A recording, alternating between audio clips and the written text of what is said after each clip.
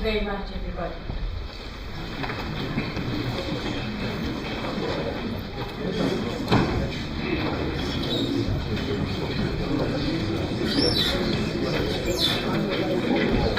So, good morning, Democrats. My name is Ferial Hafaji and I'll be your program director today.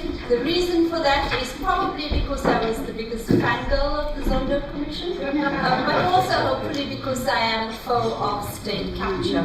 So a year ago today, can you believe it? A year ago already, and wearing a very different hat, our Chief Justice, Raymond Zondo, handed over some light reading material to President Cyril Ramaphosa. And what a year it's been. 5,500 pages. Or as the Secretary to the Commission, Professor Itumeleng Mosala, one of our hosts today, explained to me, a petabyte of information. A petabyte, I said to him. 400 million Bibles of data, he said. Imagine Johannesburg, about 3 times the size of that. So very welcome to the Chief Justice and to the former chairperson of the Commission of Inquiry into State Capture, Raymond Zondo, to our Higher Education, Science and Technology Minister, Dr. Blade Nzimande. You've got your hands very full, sir, so we very much appreciate your time here. To our host and CEO of the HSRC, Professor Sarah Moswetsa, for curating an essential conversation. To the former judges, Richard Goldstone and Johan Krichler, very welcome to you. The list is very long, I can see looking around me, but you are all very warmly greeted on this midwinter morning. We gather to assess whether the processes of state capture have been sufficiently disrupted to de-risk our almost 30-year-old democracy, and what discussions we have for you today. So to kick us off, I call on Professor Nanya Bolamulla, the Divisional Executive at the HSRC in the Essential Developmental, Capable and Ethical State Division. Very welcome to you, Prof.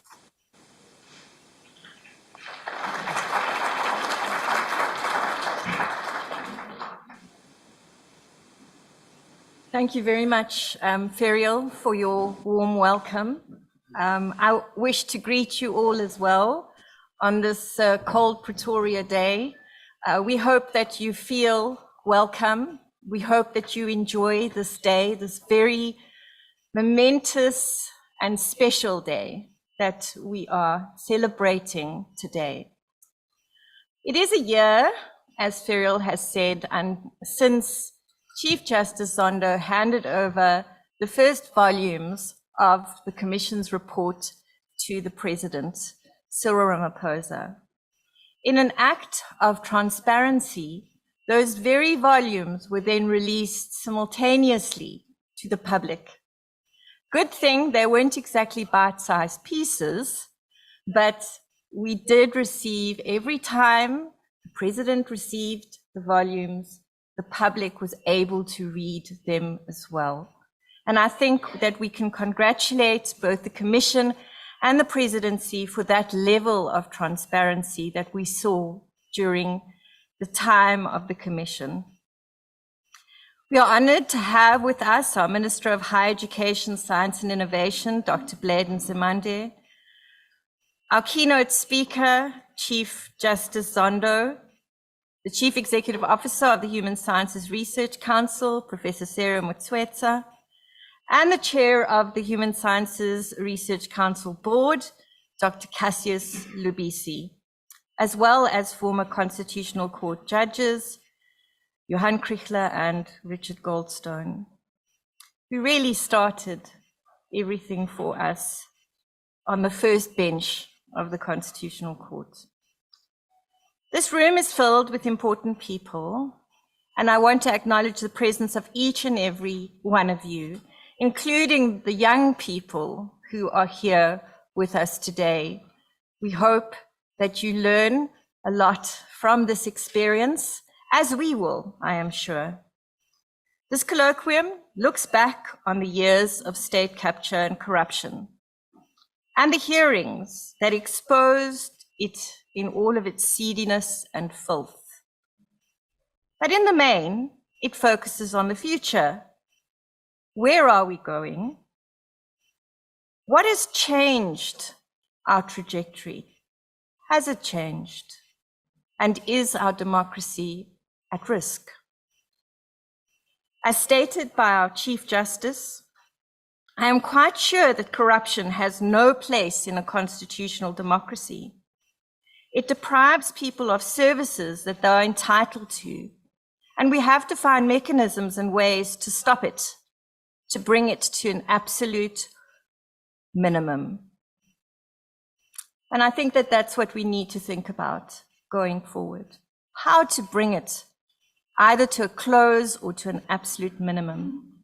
Great minds are here with us today who will share their thoughts, and we hope to create a space for deeper reflection about what we mean when we talk about a developmental, capable, and ethical state. Our aim is to provide evidence-based research and commentary on how to strengthen democracy through transparent governance, accountable leadership, and reinvigorated public participation and civic engagement.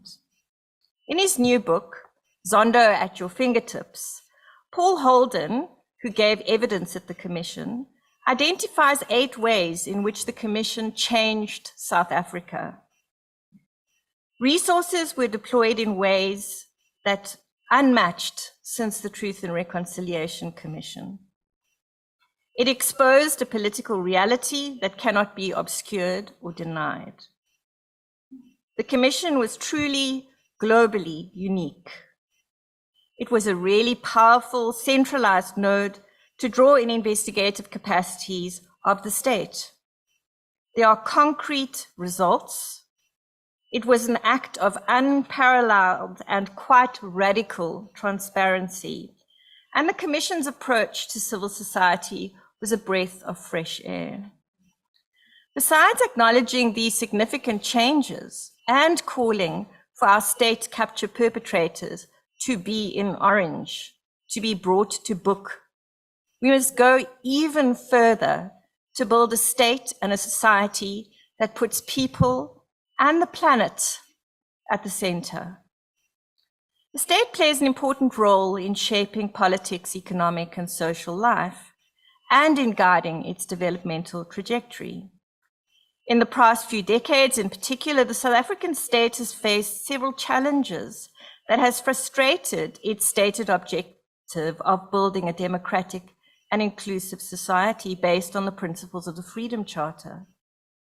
Looming large in recent years, the revelation of state capture have cast a deep shadow on the capacity of the state as a whole to ensure a better life for all who live in this beautiful country.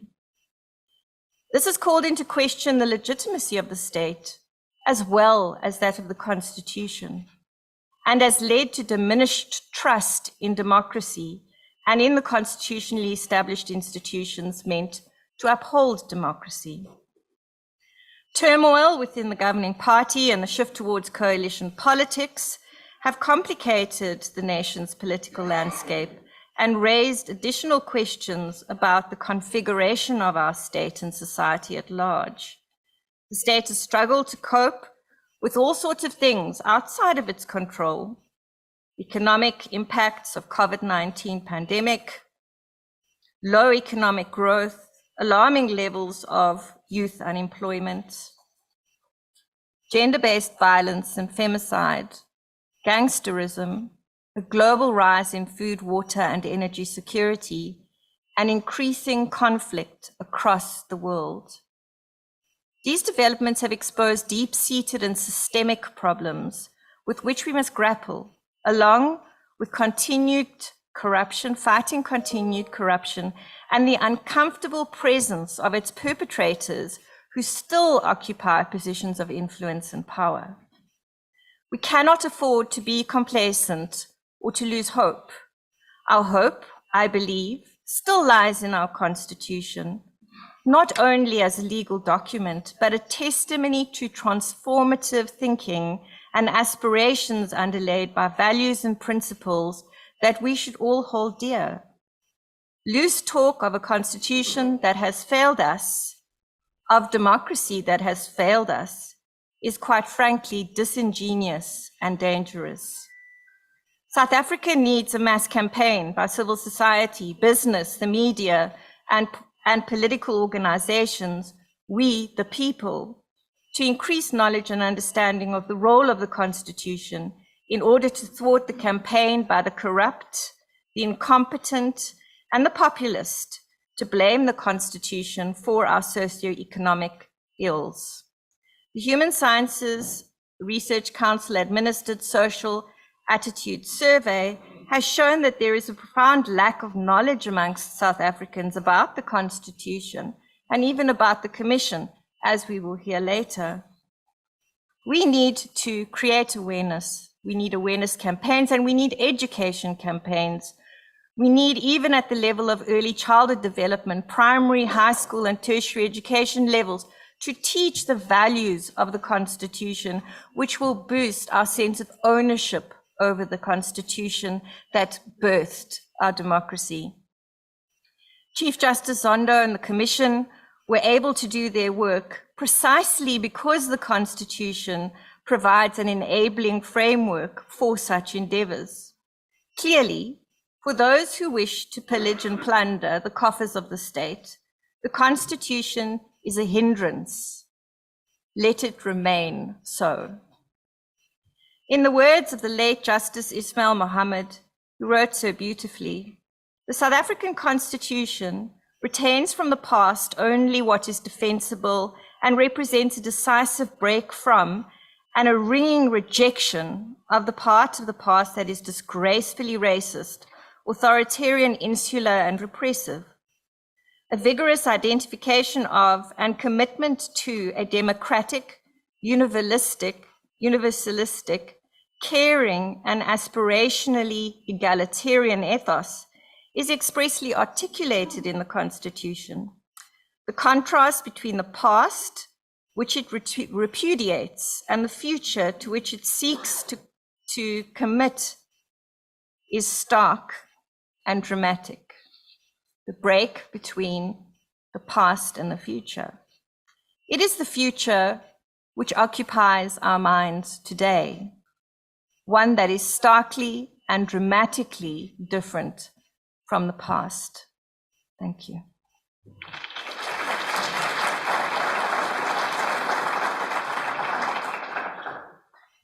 Thank you so much, Nania, for that ringing message of hope.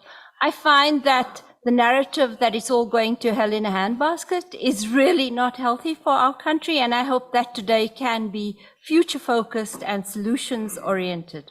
Our next speaker, I apologize, is Dr. Blade Nzimande. Dr. Blade Nzimande, as we know him, is obviously the Higher Education, Science and Technology Minister. But for our purposes today here, he's also a philosopher, a political leader, a communist, and a deep thinker. And I highlight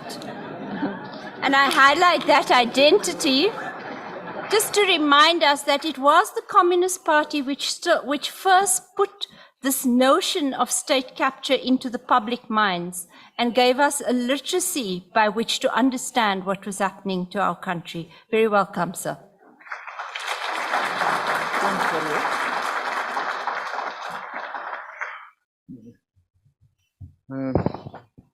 Thank you very much, Ferial.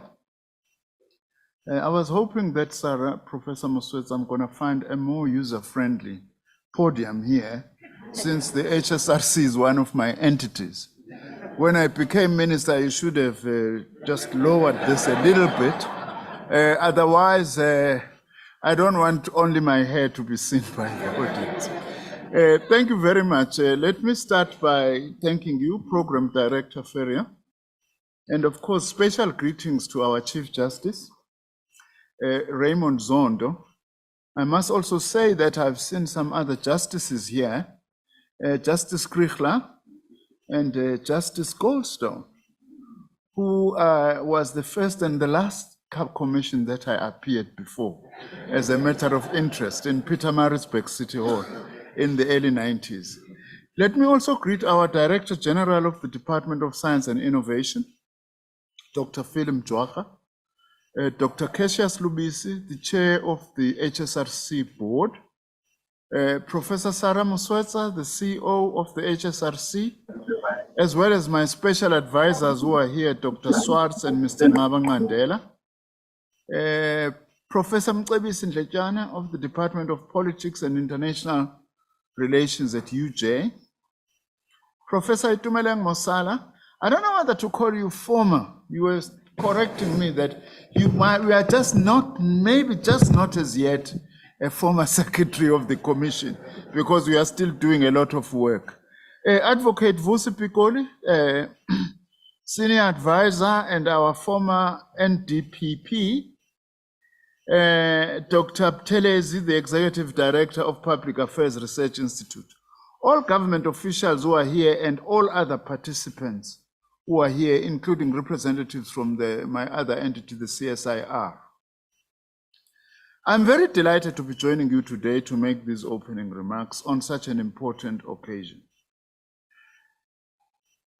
The Judicial Commission of Inquiry into allegations of state capture, corruption, and fraud in the public sector, I must get the name right, before then I use it shorthand, the Zondo Commission, has produced enormous amount of data, which in fact can be and is being used for investigations and prosecutions, which indeed it must. But of course, for us, the Commission goes beyond this. The data, which is more than a petabyte in size, should be available to anyone who has an interest in the contents of the report and its supporting evidence and further research. The Commission, through Professor Musala, approached my Department of Science and Innovation late in 2020 with the blessing of the Chairperson, Chief Justice Zondo, at that time to say, can we ensure that these records are stored properly also so that they are properly available for research? Because sometimes there's a big difference between a report of a judicial commission and preparing it also to be accessible for research. We are more than pleased and happy, Chief Justice, that we are going to be playing this role as this department.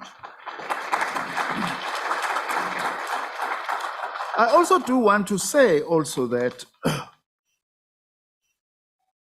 when we accept this role that we are being asked to play, it's because whether we like it or not, what is contained in the Zondo Commission is part of our history. Unpalatable as it may be, but it's part of South African history. And therefore, it's a record that we need to use appropriately. This is perhaps, without digressing, the most important commission after the TRC. Without digressing, when we are asked to play a role in keeping the record of this commission and making it accessible for research, I'm also being reminded, by the way, I've been thinking about the state of the TRC records. Where are they? Are they being properly stored? Have they been mined in terms of research? Now, I'm asking this question to my Director General of the Department of Science and Innovation, because I think we also need to intervene in that, because that's a very important report. For instance, one of the things I'm arguing is that part of our work in looking at, as researchers now, in looking at the Zondo Commission record, is also to identify gaps that we need to fill. They may be for purposes of prosecution, but they may be for posterity, for the truth to be told. For instance, one of the big gaps in the TRC and in the history of our country is the role that the media played in its complicity in the atrocities of the apartheid regime, particularly mainstream media. Unfortunately, they refused to participate in the TRC. To me, that's a gap and a story that still needs to be told, because we must not allow these gaps so that we deprive our country of our own history. Research is still needed on this. And therefore, what we are launching today through this colloquium must ensure that we do not allow these gaps to happen. Hence the importance of your theme of linking what is contained to the report to the task of consolidating our democracy, which is very important. Now, I'm here as a minister, but also I am a minister who has a particular history. I am a former academic, participant in the struggle against apartheid, as well as a participant in the task of reconstruction and rebuilding and transforming our country. So some of the questions that I would like to pose today that are in my mind are also informed about that. Some of the key questions that we should be asking arising out of the Zondo Commission report or reports. The first key question is, what are the gaps that needs to be filled on state capture? Because the report, the Commission did its best, and we really appreciate the work that it has done. But are there still gaps, as I was illustrating with the TRC, the gap on the role of the media? TRC also, there are still glaring gaps. Who killed the Craddock 4? The details around the assassination of Chris Hani have never come out in full, and the TRC says so. Research can play a very important and should play an important role. As I say, even if it's not for prosecution, but for posterity, for completing our own history. This is very important. Now, there's also been an argument, by the way, or a narrative, if one were to use today's language, about post-colonial histories and what happens to post-colonial societies, especially in the African continent. So there's this narrative that after 20 years of liberation or independence, things go wrong. I reject that narrative. There's nothing inevitable about a heroic struggle like ours, which was supported by millions of people worldwide against apartheid, that it actually goes wrong. Why? So we must not use fashionable narratives to analyze this. We must actually do concrete analysis of concrete situations and information that we have. And one important source of that is the report of the Zondo Commission. So that we answer, I don't believe that things go wrong just. The Zondo Commission helps us to understand what went wrong and why. And it is the task of researchers to actually tell the story, which is very important. Sometimes I ask this question differently about our own struggle against apartheid. How come was such an expensive struggle became so cheap and sold and bought as contained in the Commission's report? Those are questions that we have to ask. So it is very important, therefore, that this becomes a living document or set of documents that should actually be able to help us tell our story. However, history, by the way, is not just about the past. To define history in terms of only the past is not to understand history. History is both about the past, the present, and the future. Again, the importance of your theme about posing questions about our democracy. How do we strengthen our democracy by not allowing in future such things as contained in this report that we must not allow them to happen? And it's often said any society that doesn't understand its history does not have a future. That is why I'm saying, unpalatable as this report is, it is part of our history and we must treat it like that. Now, what lessons, therefore, can we learn now going forward, looking at the forward-looking in terms of the history that we have? Firstly, is the South African situation a unique one? Which means also we'll have to do some serious comparative work and analysis so that we learn from others, but also we teach others through our own experience. That's going to be very important. And so that all those sections of humanity who are committed to a genuine, better life for all are able to share these experiences so that such things do not happen again.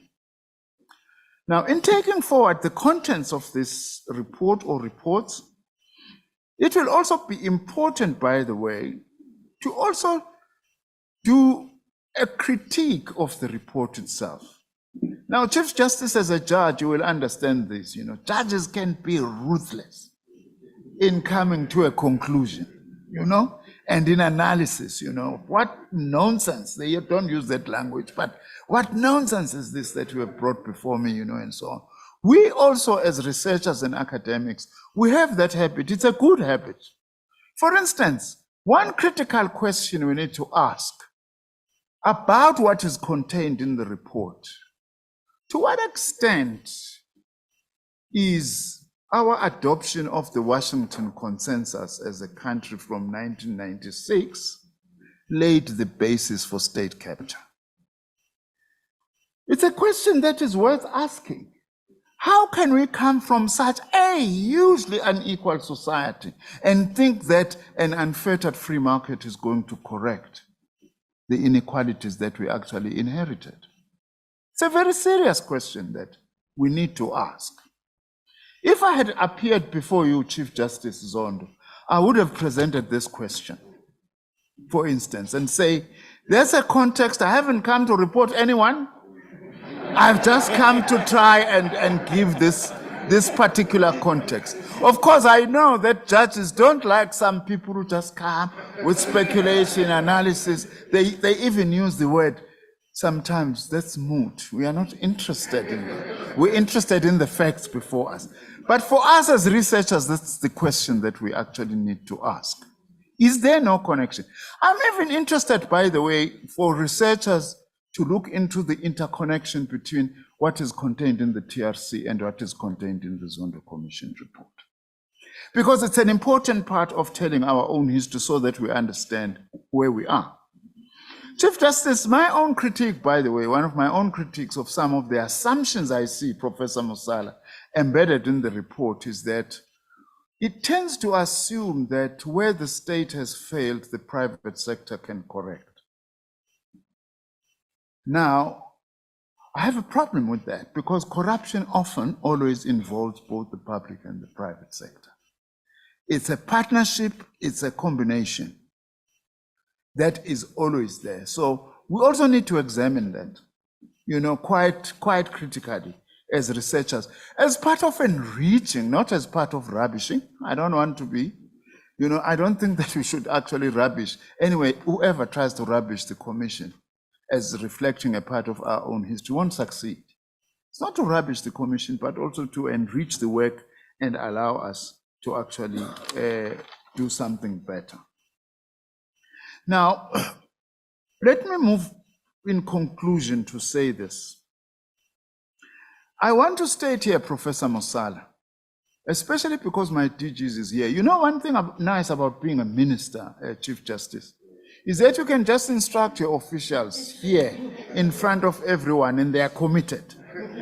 We must set aside some money from our departments to support research into the findings of the Zondo Commission.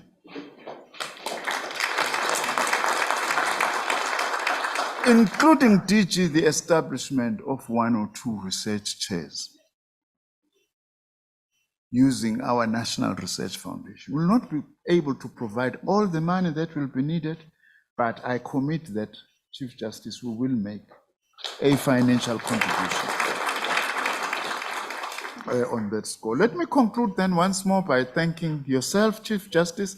I appreciate that you took time away from your very busy schedule to be with us here, and also thank the HSRC and the CSIR for organizing this, including yourself, Ferial, for agreeing to chair this. Of course, we've got some experience. You wrote a book about this. And also to thank my DG, my advisors, and all the participants who are here today. It's unfortunate I'm not going to sit through today, throughout this session, but I really thank all of you for this. To me, this is a history-making day. If it's not for all of you, for my two departments, it is a day of making history. Thank you very much.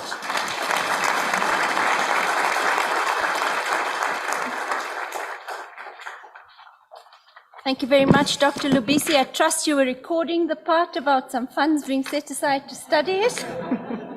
Thank you very much, Minister. I think you raised vital questions about the inevitability of the post-colony as dystopian, and you raised a very vital point about the adoption of a Washington consensus and what that might have meant for the economy which we didn't build.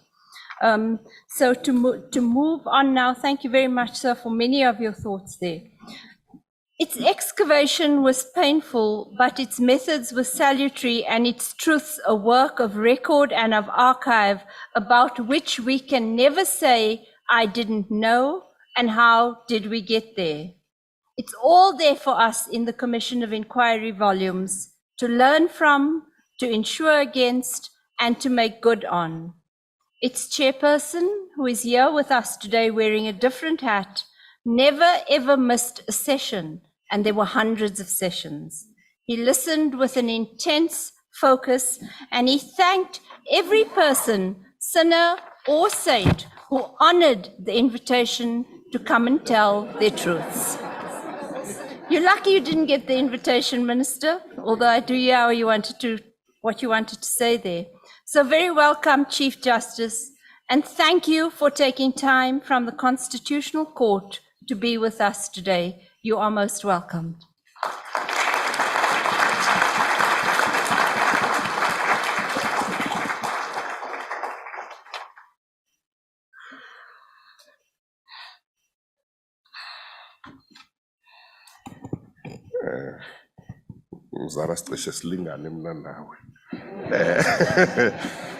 I'm just saying to the minister, he and I are not so tall, so.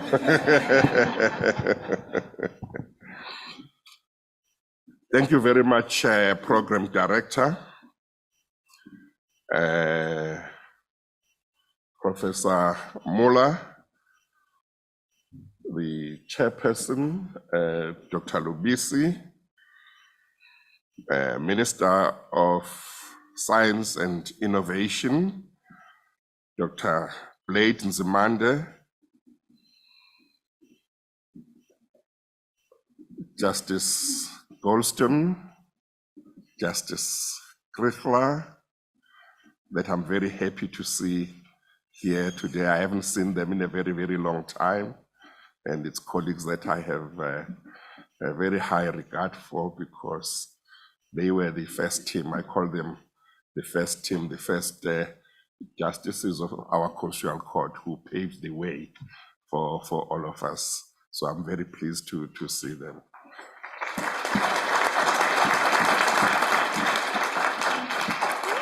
I see Advocate Bikoli as well. I see quite a number of faces. Of course, Prof. Musala. I think I can tell you, Minister, that he is former Secretary of the Commission. So the Commission's term ended in March, but he's very committed. He continues to do whatever needs to be done. So to assist with what needs to be done to make sure that the records of the Commission and whatever loose ends still need to be tied are tied. Ladies and gentlemen, I'm very glad to be here this morning, and I thank Professor Muller and her team for inviting me to be part of this very important workshop and to address you on the topic, has the capturing of the state placed our democracy at risk? This workshop is held exactly 1 year since I submitted the last two parts of the report of the State Capture Commission to the President. It was on the evening of 22 June 2022 that I handed parts 5 and 6 of the Commission's report to the President. When I handed those 2 parts of the report to the President, some members of my team and I had been working continuously for something like 36 hours without sleeping as we pushed ourselves to finish the report and hand it over to the President. The whole nation was waiting, and as some of you might recall, there were some postponements that happened before the final report was actually handed over to the President. We were exhausted, we were very tired, but I think I want to take this opportunity as we finish a year since the handover of those last parts of the Commission's report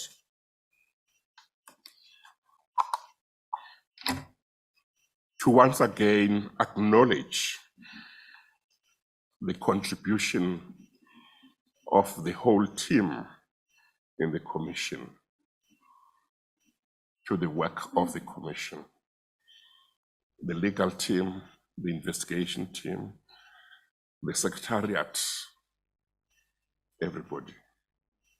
But I also want to take this opportunity as I reflect on that time to just say I continue to be very grateful to the people of South Africa who supported the Commission even when it was going through some of its most difficult times. Ordinary South Africans, civic organizations, NGOs. There were many people who sent emails. There were many people who sent messages, even when it was very difficult, and said to us, "We stand with you. Please continue with the work of the Commission." Those who supported us in that way enabled us to continue, even when it was very difficult. So I think that it's important that, excuse me, when we are 1 year after the handover of the final report and we look back, I just acknowledge the role that many people played in making sure that we could continue with our work.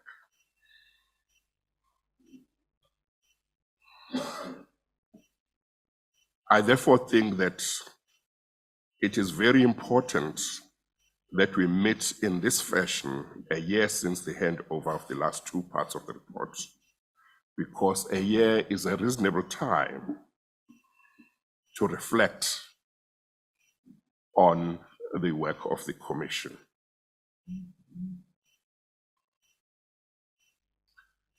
The topic that I've been asked to address, as I have indicated, is, has the capturing of the state placed our democracy at risk? The answer to the question is an unequivocal yes. However, it is necessary to start at the beginning. And the beginning is that when the Commission began its hearings, it invited 2 international experts on state capture to give evidence before it. Those were Professor Kaufman and Hellman, and they gave a definition of state capture that included that the state captors make illicit payments to government officials in order to get them to change the rules of the game or rules and regulations to advantage them. Indeed, in their article, Seize the State, Seize the Day, they provide the following definition of state capture. State capture is defined as shaping the formation of the basic rules of the game, i.e., laws, rules, decrees, and regulations through illicit and non-transparent private payments to public officials. The Commission did not regard this definition as embracing all forms of state capture. In South Africa, those who pursued state capture in SOEs did not seek to have any rules, laws, or regulations changed. The state capture that they pursued, that was pursued by the Guptas and their associates, was anchored on the influence and control they had on the head of state, who was also the president of the ruling party, and ensured that he would engineer the removal from strategic positions in SOEs of persons who would not be prepared to cooperate with the Guptas in wrongdoing. And he would appoint to those strategic positions people who would cooperate with the Guptas and with those who had influence on him. Notwithstanding the fact that state capture in South Africa, whether by the Guptas or Bosasa or Bain and Company, did not include that any rules or regulations be changed. The Commission found that state capture had happened in this country. The South African version of state capture entailed having great influence or control over government officials, which included the head of state and the use of payments to politicians and corrupt government officials to ensure that existing rules and regulations would be breached for the purpose of advancing their business interests. I do not think that the changing of rules and regulations is an essential requirement of state capture. I cannot see why, if A, instead of asking that the rules be changed, uses illicit payments with government officials in order to ensure that existing rules are breached, why that should not be state capture. It seems to me that there are different forms of state capture, but one must recognize the essential elements. The capture of the state does not require that all the three arms of state be captured. If an individual or group of individuals have as strong an influence on the head of state as did the Guptas, and that influence is used not for the head of state to make decisions that are lawful and serve the interests of the people, but that serve the interests of only some individuals or group of individuals or entities, that, in my view, is still state capture, notwithstanding the fact that not all three arms of the state are involved. It is important that we refresh our memories a little bit about how, in particular, the Guptas went about their project of state capture.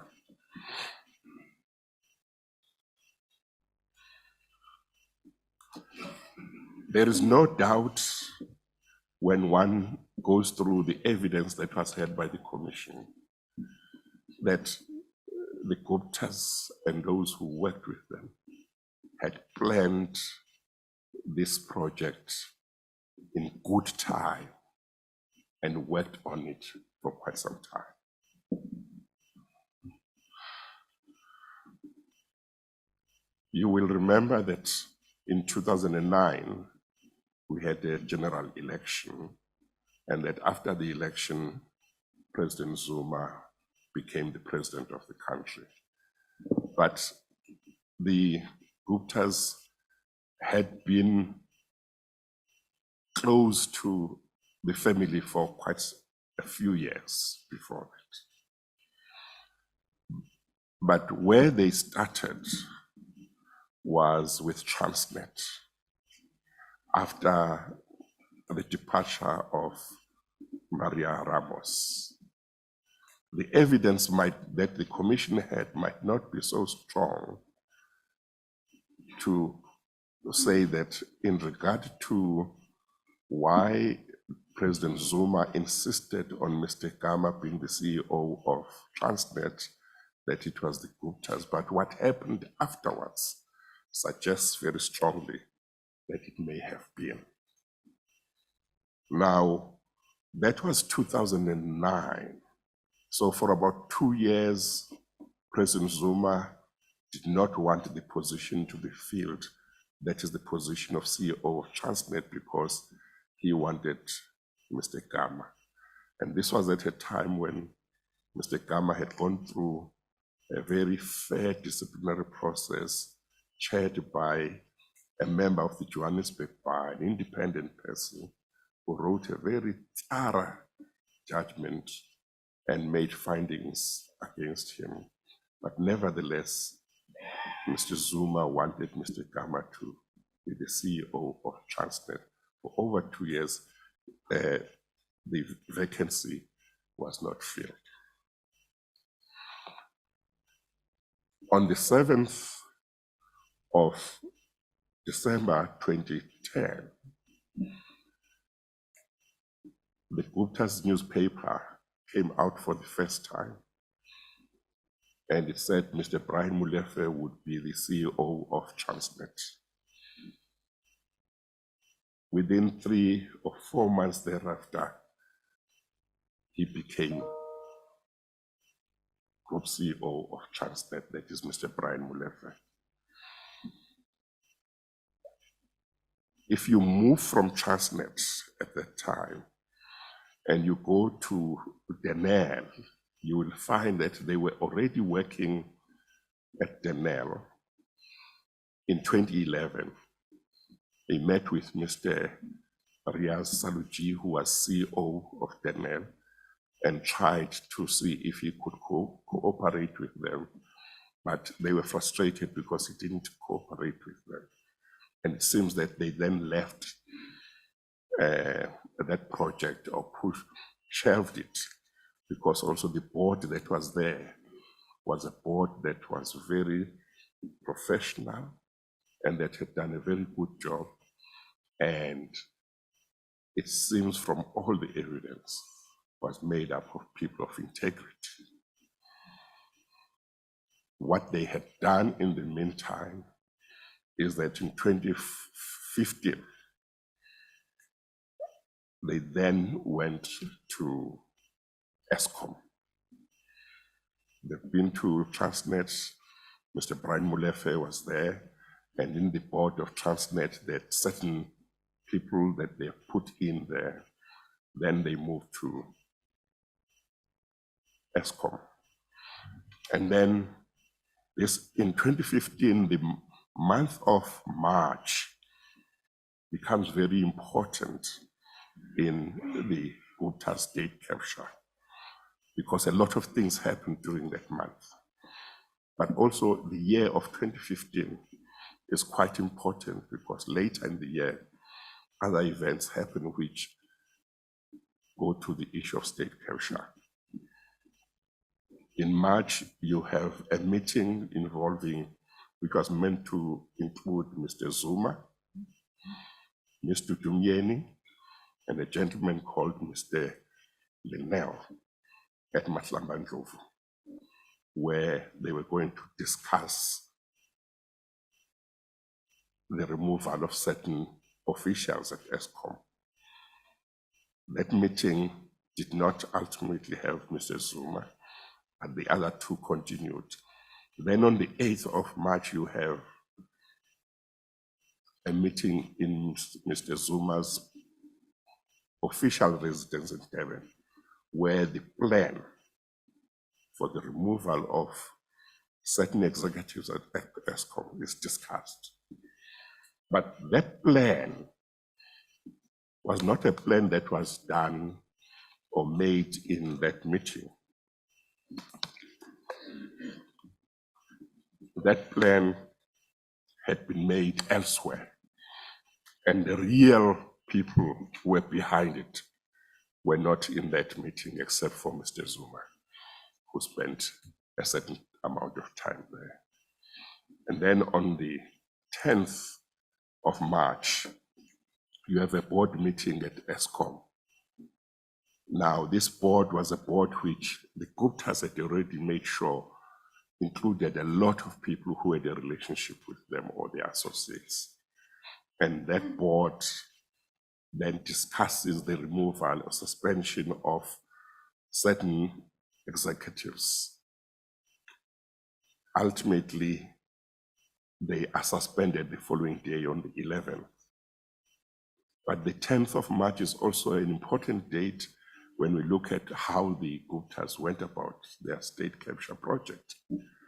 Because at Melrose Arch on the 10th of March,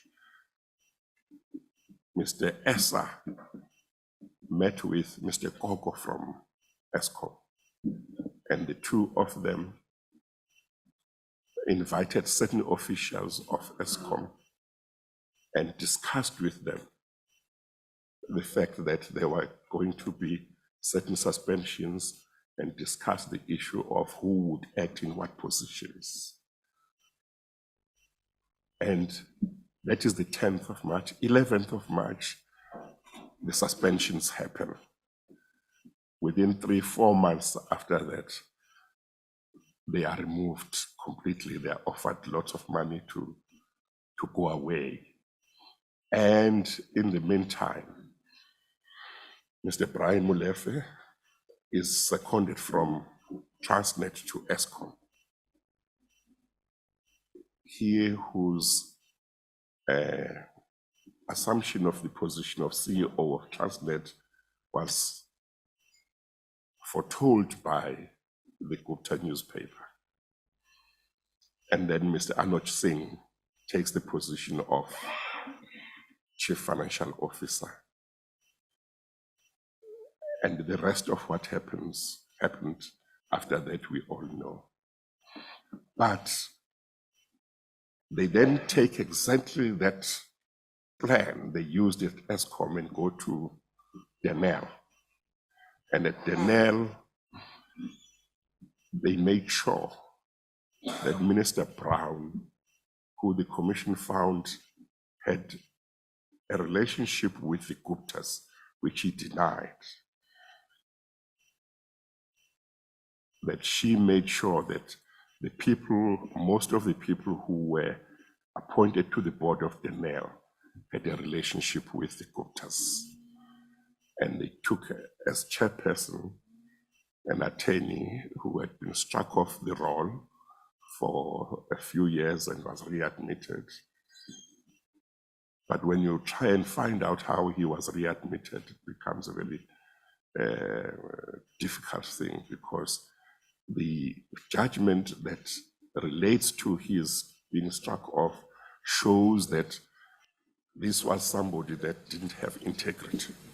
And you would expect that the Minister of Public Enterprises, when they look for people who could be appointed as board members would be people, they would be looking for people of integrity. And of course, there too, at Denel, certain officials were suspended, including the CEO and the financial officer. So they always made sure that the CEO must be their person and the chief financial officer must be their person. So they did that and they put their people, and the rest of what happened is some of what we know. That was how they operated. So when the commission then looked at the definition that the international experts had provided, the commission took the view that what happened in South Africa, even though there was no demand or request for the rules to be changed, was state capture.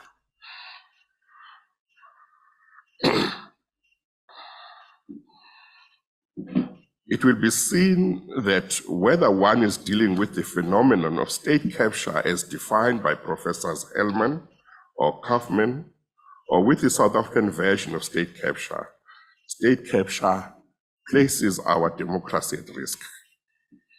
State capture is about greed, selfishness, and criminality. Where it has happened in South Africa, the head of state was captured and he used his constitutional and legal powers to make decisions that advanced the business interests of the Guptas. During the years which were considered by the commission, the evidence revealed a number of instances where the head of state at the time made decisions that benefited the Guptas. One will recall the case of Mr. Masego, Themba Masego.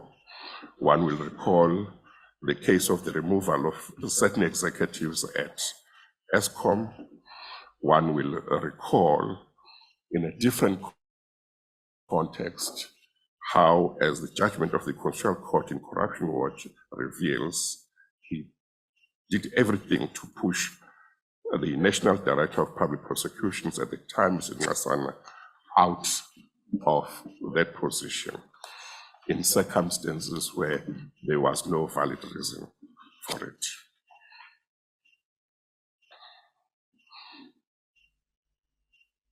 Where a president no longer makes decisions that serve the interests of the people, but makes decisions that serve his own interests or his family or his friends, that undermines our democracy. What demonstrates beyond any doubt that state capture places our democracy at risk is when one deals with the role of the National Assembly. Section 42(3) of the Constitution provides that the National Assembly is elected to represent the people. So when the National Assembly fails to protect the people against state capture, it fails in this duty. When you represent someone in a forum, you are supposed to protect that person's interests. And if you fail to do that, you have failed in your duty. Apart from providing that the National Assembly is elected to represent the people and to ensure government by the people under the Constitution, Section 42(3) of the Constitution goes on to provide that the National Assembly does this, that is, to represent the people and to ensure government by the people under the Constitution by choosing the president, by providing a national forum for public consideration of issues taken democratically, and by making sure that it performs its oversight functions over the executive. The Commission, in its report, detailed various instances during the Gupta state capture where Parliament, the National Assembly, failed to take steps that would have made sure that the state capture was exposed early, and that would have made sure that it was stopped before South Africans lost over 58 billion rand through the Gupta state capture. The reason why it failed is well known. It is because the majority party refused to agree to the establishment of an inquiry to investigate the allegations. There were a number of instances where there was an opportunity for the majority party in Parliament to agree, but it did not. And therefore, the Guptas continued with their project. And the transactions that happened afterwards happened because they were not stopped by Parliament when it could have stopped them. I have said before that if another group of people were to do exactly what the Guptas did to pursue state capture, if another group were to do the same, Parliament would still not be able to stop it. That is simply because I've seen nothing that has changed. The question that arises then is, if Parliament won't be able to protect the interests of the people, if there are attempts for another state capture, who will protect the people? I can only think of two possible answers. The one is that if certain electoral reforms are made which allow people to have more power over members of Parliament with constituencies, there may be a chance that there would be a number of members of Parliament who know what the right thing is to do, who would be prepared to say no to their own parties when their parties want them to do something that is against the interests of the people. And they would be able to do so because they would know that even if the party expelled them, as long as the people in their constituency are happy with their performance in Parliament, they would be able to go back to Parliament after the next elections. Other than that, the other possibility is one that the Commission has pointed out in its report, namely,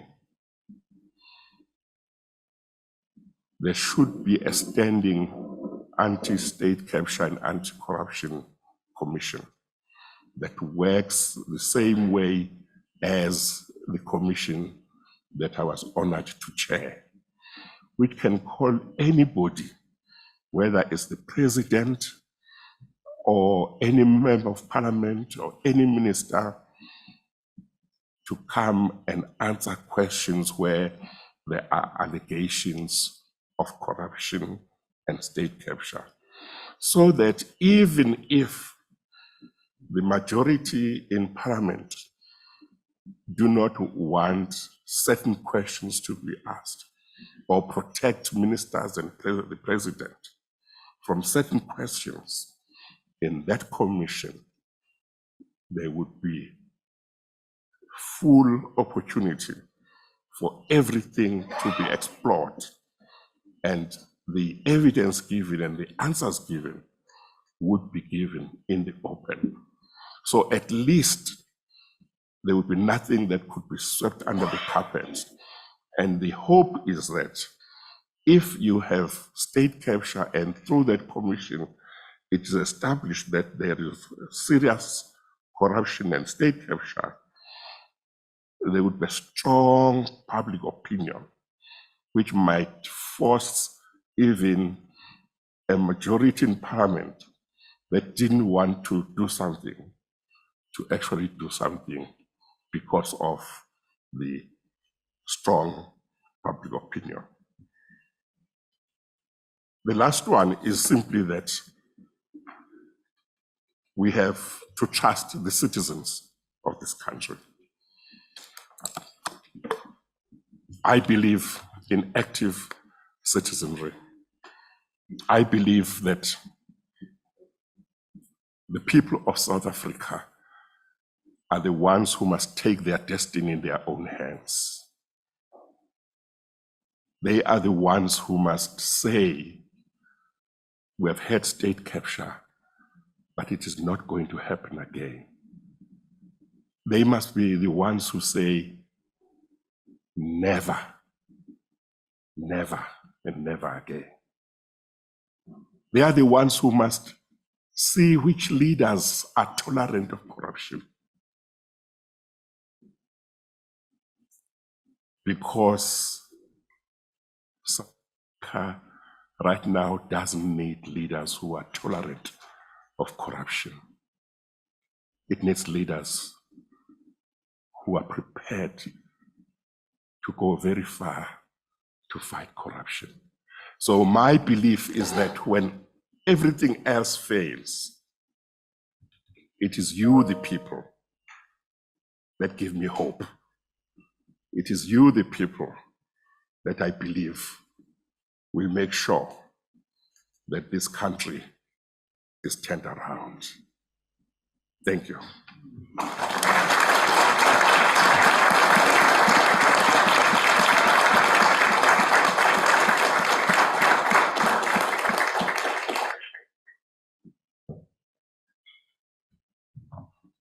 Sure, CJ, you leave us with many, many challenges for the day ahead.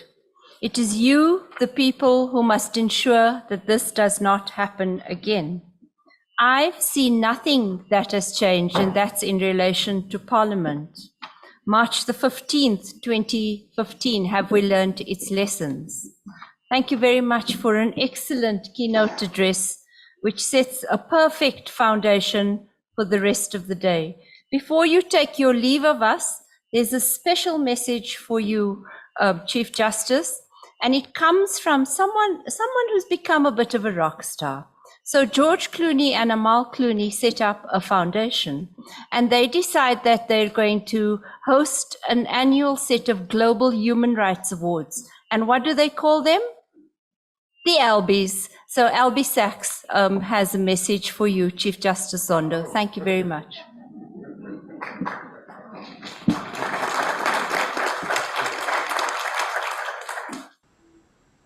I so wish I could have been in the hall with you all. I so wish I could have heard the Chief Justice speaking and felt part of what really is an extremely important occasion, which should be a springboard to the follow-up. We've had the Zondo Commission. We've lived it now with it for some years.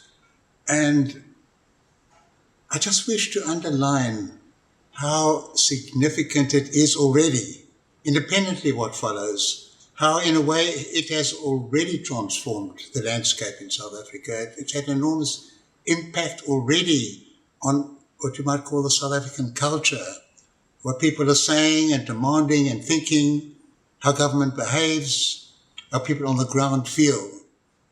And let me start with what for me is a huge, huge positive, and that is the resilience of our constitutional institutions. There's a kind of word went around at one stage that when the Constitution was made, the people all thought that only angels would go to Parliament, get into government. Not true at all. I remember when I was asked to give a lecture as honorary professor at the University of Cape Town in 1991, saying that constitutions are based on the tension between perfectibility and corruptibility. Perfectibility, we aim for the highest. Corruptibility, we aim against the hardships we'd seen, the dangers that had happened in countries where people had fought heroically for freedom and gone on afterwards to abuse their positions of power. We'd seen problems in our own ranks. So we wanted a constitution for the people. We built in lots and lots of safeguards. And look at how some of these safeguards have worked in the present case. The public protector.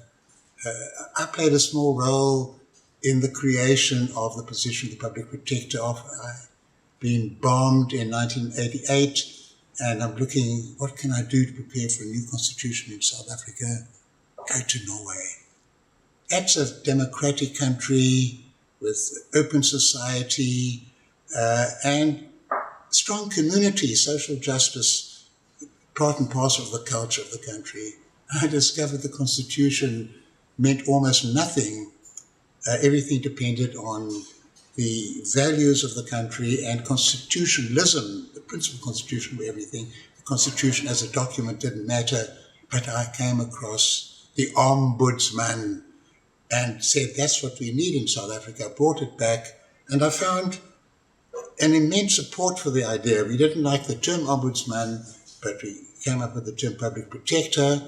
At that stage, just to be a kind of a busy body that you could report to keep government on its toes. And when the final text of the Constitution was created by the Constitutional Assembly representing the whole nation in Parliament, 1994 to 1996, they strengthened the powers of the public protector so it wouldn't just be making recommendations, but recommendations binding on Parliament. And lo and behold, Thuli Madonsela uses those powers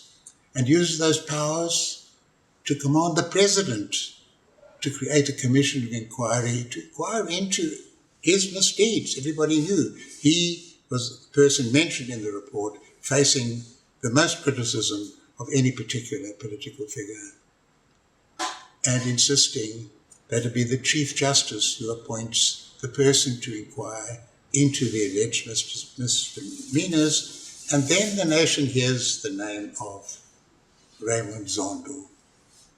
Hadn't been very, very prominent until then. Deputy Chief Justice, one of the team of 11 up on Constitution Hill. And we see and hear Raymond Zondo, an unlikely hero, not somebody who goes around smiting enemies, making speeches, projecting himself. Warm,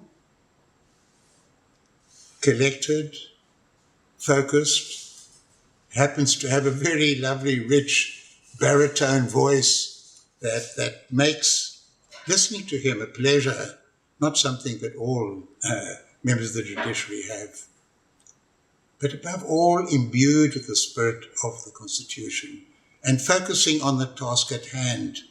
And the second feature that kicks in that I think is a great positive is the longing of the nation to hear the truth is reflected in government, not trying to crimp the Constitution, but increasing its time span massively, increasing its budget massively, and the President himself going into the witness box for 2 whole days. I don't know of a single other country where that has happened, where the President has agreed to testify for 2 days to a commission that asks him probing questions, not sweetheart questions, over 2 days. So these are all lasting positives for South Africa. The Constitution in that sense is functioning and is seen to be functioning.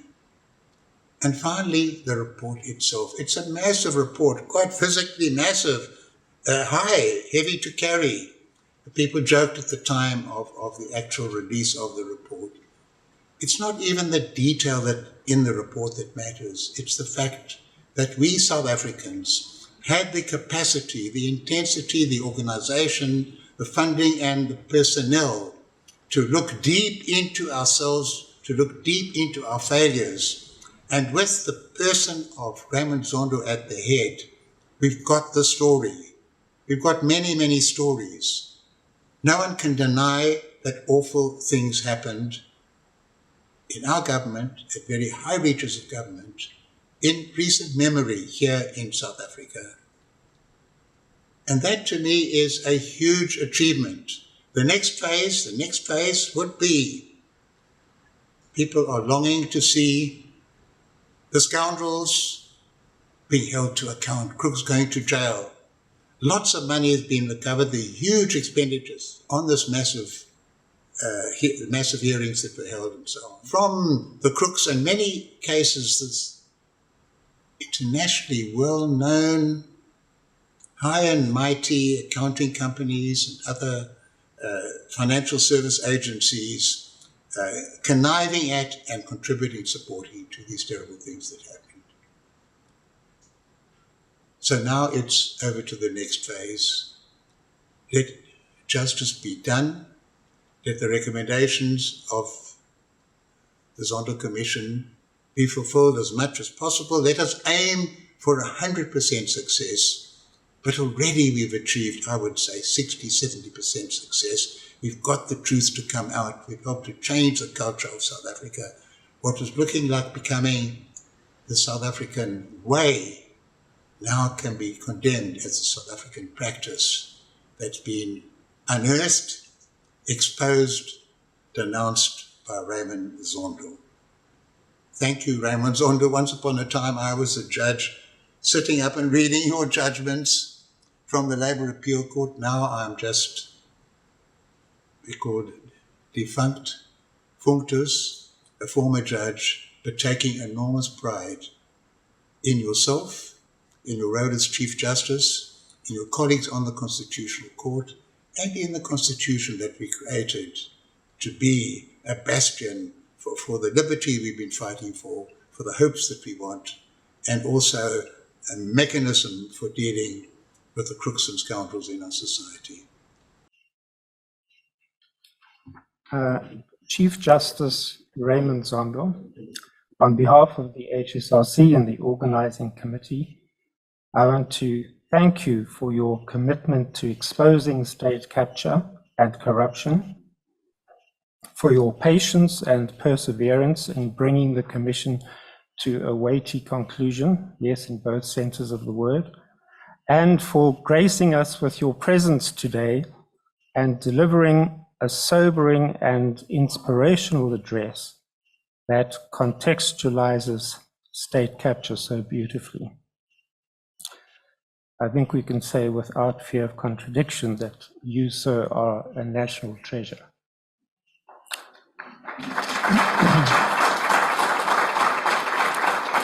And now I'd like to invite my colleague, Dr. Thobeka Zondi, from the Developmental, Capable and Ethical State Research Division at the HSRC, to present you with a small gift to remind you of this significant moment in our nation's trajectory. So would you come forward, please?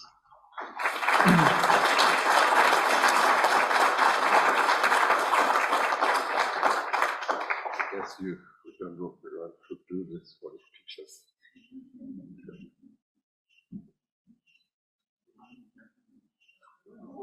Thank you very much. Thank you very much.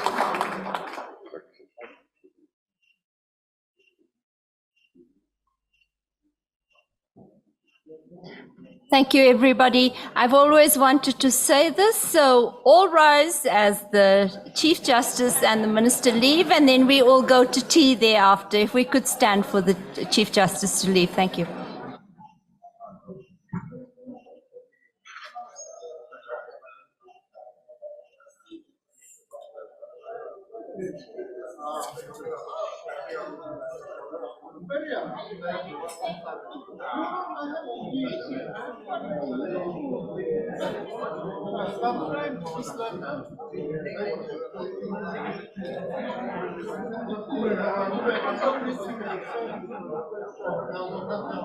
We've seen significant institutional strengthening after the Commission of Inquiry into state capture, and as we've entered a phase of less intensity of grand corruption than there was before.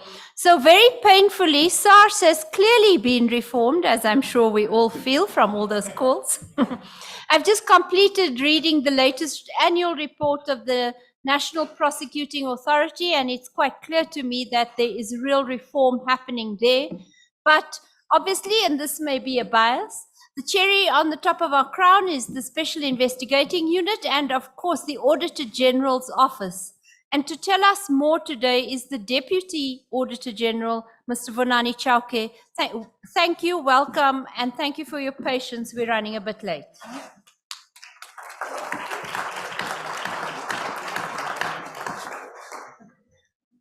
Thank you, Program Director. Unlike the Chief Justice, I won't try to adjust the mic, but I'm short as well. So it seems like when we are arranging the program today, they check our height.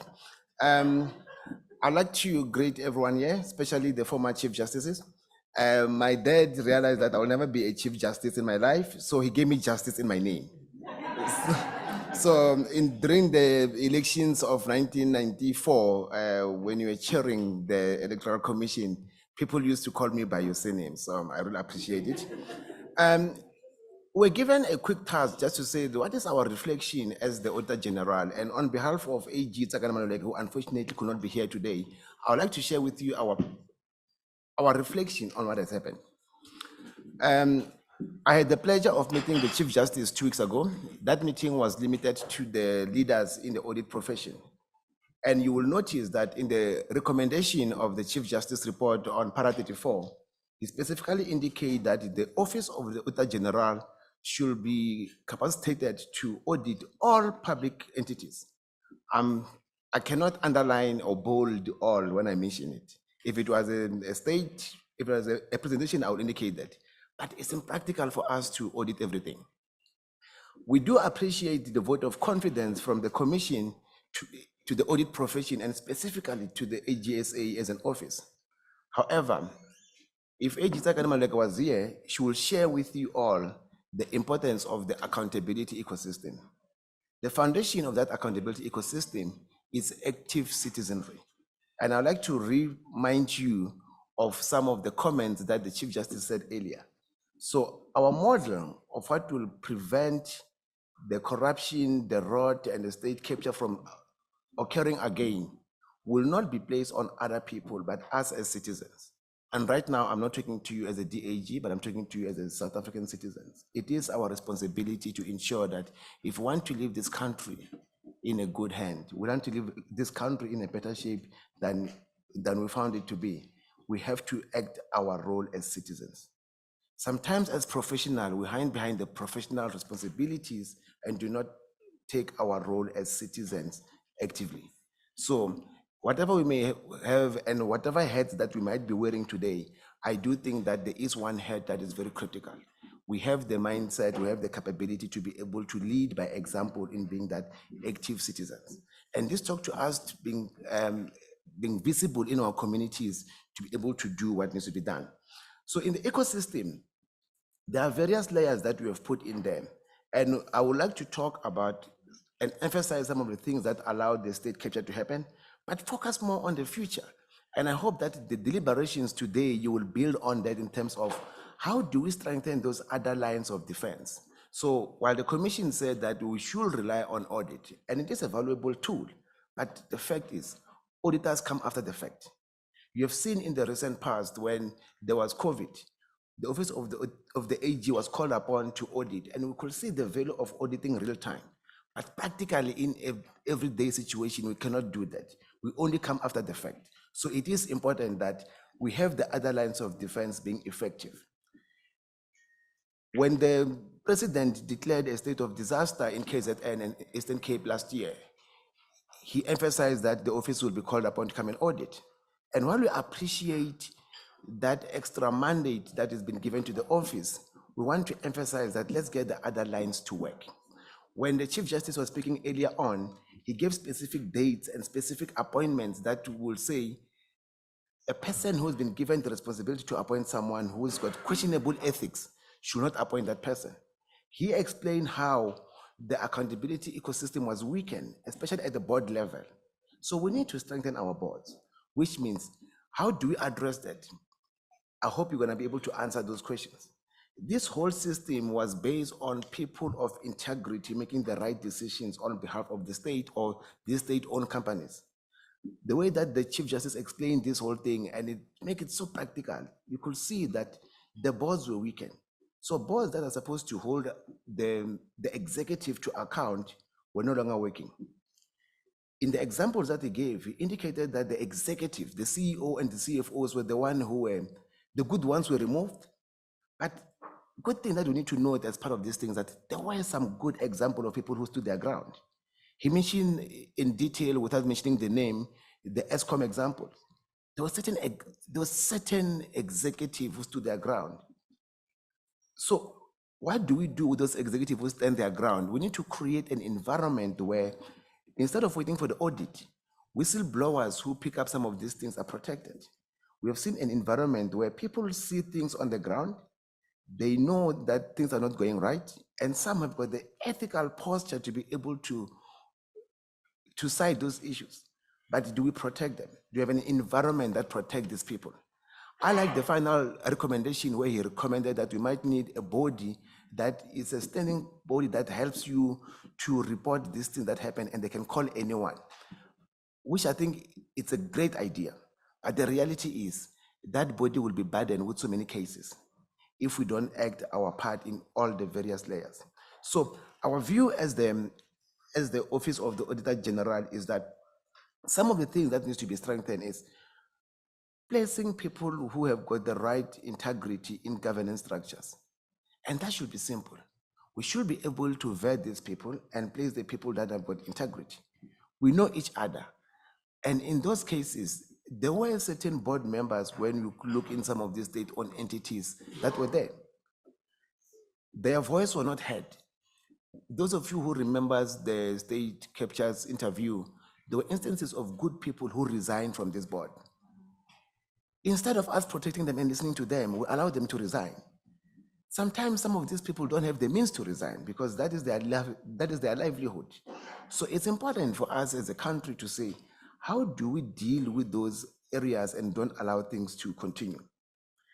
There was questionable ethical issues that were raised. And in some cases, if you follow the storyline that is gave today, which was a simplified version of how certain executives were moved around, their appointment was predicted, and there might have been a clear game plan. As citizens, we need to have a clear game plan to say, how do we elevate these messages to ensure that when we see these things going wrong, we do deal with that? In terms of the way forward, and some of our thinking is that it might be practical, and this was tried somewhere else, right? So there was a deployment committee somewhere. We're thinking an appointment committee can do a good job, but sometimes a committee is a committee. It depends on the integrity of the individuals who are on that committee. So while our original suggestion was to say, we might have to have a committee that vet and oversees the appointment of these individuals that comes into these bodies to ensure that people who are appointed have got the best interest of the entities that they are employed in. A critical part of addressing some of the issues that are happening in the state capture and also in the state from the work that we do as the AGSA is professionalization of the public sector. As an office, we are committed to share our expertise in terms of the trainees that we have trained being able to be absorbed by the public sector. When you go to most of the entities, we have just recently released our general report on the local government. You will find that chief financial officers who are appointed there do not have the necessary qualification. Without the necessary affiliation to professional bodies, then people don't have the right ethical posture in those places. If they were to lose that job, getting a similar job somewhere else becomes very difficult. So those individuals, it becomes very easy for them to be corruptible. But if we were to professionalize the public service, it will go a long way. The oversight bodies. When you look into how our democracy was designed, the checks and balances are there. It's just that the effectiveness of the oversight bodies is not always in place.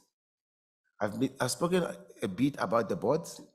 When you look into the Transnet case study, it's very clear in terms of how certain executive roles were moved to committees that were dealing with tenders, and the commission really dealt with those instances at length. Our political system is an area that the Chief Justice has spoken to, and he spoke about reforms in that area. Program Director, I am aware that we are running out of time and I will not spend too much time, but I'd like to just emphasize that the accountability framework that we've got as AGSA is something that we would like to emphasize that we check it out, and hopefully we will all be able to play our role. In that particular ecosystem, we speak about, like I've mentioned, an active citizenry, but there are various layers that needs to happen. So why would a portfolio committee that's supposed to hold a minister accountable not do their work? Why would cabinet in totality not want to do their work? We are having active engagement with the various people to ensure that we give them the right insight. As AGSA, we've been doing a lot of work in the past and people used to ignore our reports. I'm glad to confirm that Parliament has amended our act, which is our foundation. And last time I met with the Chief Justice, which was 2 weeks ago, he emphasized that we need to start using those teeth. We do have new powers that are part of what we call material irregularities, which means if we see something that has been done and it's been done wrong and assets were lost, we are able to give specific findings. And if the accounting officer does not act upon those ones, we can take the process up until a stage where we can issue a certificate of debt, meaning at a personal capacity, that accounting officer have to pay. I know that there's a lot of impatience in the system in terms of saying, when are you going to issue the first COD? Our posture is, when the need comes, we'll issue that COD. However, I need to make everyone aware that if we issue a COD, it means that the ecosystem has failed. Ideally, when we raise a problem, people who are responsible to deal with it should address it. So while we might want to issue the COD in those cases where people are not acting on our findings, our hope is that when you issue that MI, people will realize the mistakes done and they'll correct it. And I'm glad to confirm that over the past few years, we have seen progress where money that was lost to the state is being returned. There are potential losses that could have continued into an area where in the past we used to report a lot of billions, but we are seeing the fundamental changes in people addressing not just that particular transaction, but the foundation by addressing the internal control environment. And that is our wish that as part of our new strategy within AGSA, which is focusing on culture shift 2030, where we want to change the culture of public sector. People should not go to public sector to see it as a piggy bank, but people should go to public sector to go and serve. And we should do that with pride. And I do hope that the deliberations that you're going to have today will go a long way. I'm glad that the minister has committed that there will be a fund where some of this work will continue. While as an AGSA, we might have a particular view, we are going to appreciate some of the views that you're going to bring through in terms of how do we strengthen the other lines of defense. We cannot be the last line of defense as auditors, and I will appreciate the outcome of this. I do have my colleague here, Penny, who's going to be joining you for the whole day, but unfortunately there were some few commitments that I've got on my side, so I will be coming in and out of the engagement, but I'm looking forward to a very fruitful engagement. Program Director, I would like to thank you for the time that you've given us to share our reflection as the Office of the Auditor General. Thank you.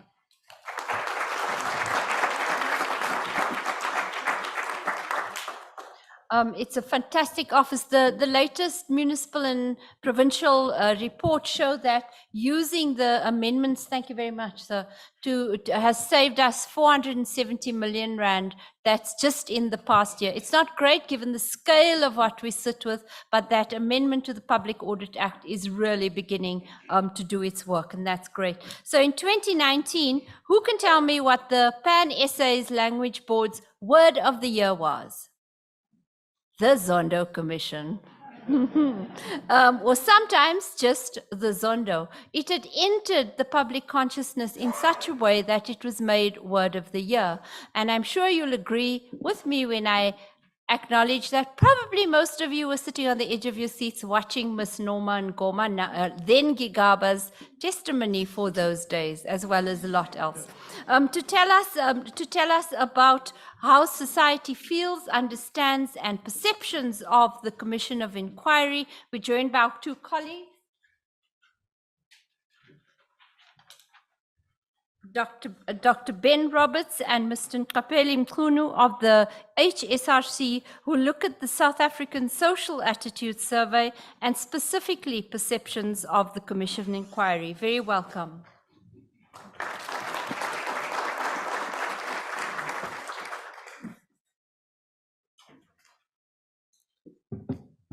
I certainly don't think I have a problem with height today. So. Thank you for the opportunity to present this first presentation of findings from the range of surveys we've undertaken as the HSRC into issues of state capture and the Zondo Commission.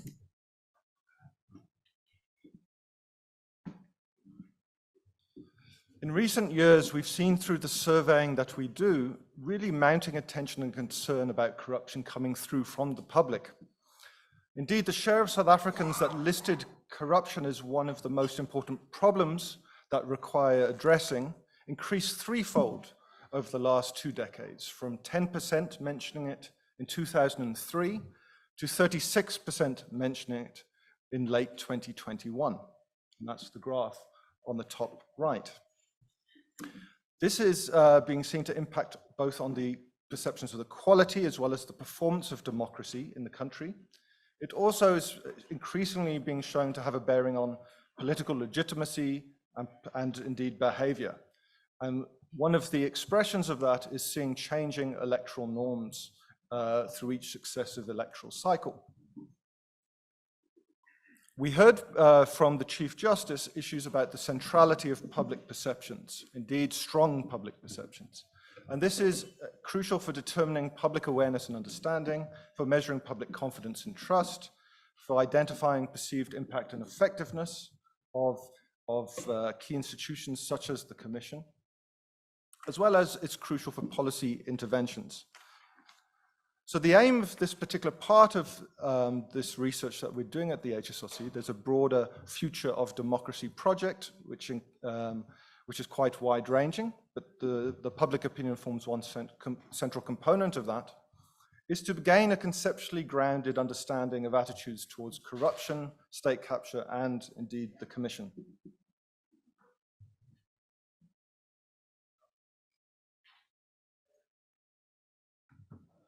To date, we've conducted 4 surveys, which have been undertaken by the Human Sciences Research Council, covering a period from late 2021 through to a current round of surveying, which is nearly complete, which should be finished in the next couple of weeks. Really, and what we've done is combine these, it's a combination of nationally representative surveying through the HSRC's research infrastructure, the South African Social Attitude Survey, as well as certain online surveys to go a little deeper into certain aspects of the attitudes. In terms of the Social Attitude Survey series, it's nationally representative of those 16 years and older living in private residence throughout the country. Individuals are selected each year through random probability methods. In 2021, we successfully surveyed just over 2,800 respondents, and just over 3,100 in 2022. The data is then benchmarked to Stats SA's mid-year population estimates and the means of interviewing by face-to-face interviewing. The 2 online surveys that we conducted were non-probability convenience sampling. The same questions were fielded as in the nationally representative surveys, but we had more open-ended questions to really probe the motivations, the reasons the public is favorable or more critical of issues relating to the performance of the Commission and its activities. So the first one of survey of that, of the online surveying happened in December 21, about just shy of 9,000 responses. And the current surveying that we're doing now, we've had just over 3,000. The expectation is to get to around 5,000 in the next couple of weeks. Both surveys adhere to strict ethical and quality control protocols. In terms of the conceptualization of the survey, we really wanted to adopt a strong have a really strong conceptualization. And it draws really on an established tradition around procedural justice. There's a strong application of this kind of model to the police, the courts internationally. And we thought that it would be suitable for application to, indeed, the Zondo Commission. At its heart is issues around trust. Trust in the Commission in terms of issues around perceived effectiveness, trust in distributive fairness, as well as trust in procedural fairness of the Commission. Those sentiments would be interlinked with the perceived legitimacy of the Commission, aspects such as moral alignment, issues such as the duty to respect the decisions and recommendations made by the Commission. And those are seen to, or theoretically are expected to have an instrumental bearing on what matters most, overall confidence in the Commission. Also, on the far left-hand side, you can see the yellow and grey boxes. Those are factors that might shape those core elements we're interested in. And that includes, obviously, levels of knowledge and awareness, both of state capture and the Commission's activities. It include issues such as perceived scale of political corruption. It would also include things such as the perceived impact on society of state capture, and also views around key events and episodes that occurred during the Zondo proceedings. And lastly, jumping right to the far right, is the confidence the public vests in the Commission is obviously interlinked, we theoretically expect, to Commission outcomes such as views on prosecution, views about the effect that the Zondo findings will have on corruption society from a normative point of view, and also the kind of actions that are likely to be taken against corrupt individuals. So what we're going to show is headline findings from this model. My colleague Ngapeli is going to walk through the knowledge and awareness cluster through to the trust and legitimacy cluster, and then I'll return to talk about the final confidence and the post-Zondo assessments that are coming through now. So I'm going to hand over to my colleague Ngapeli to just walk you through some of those findings.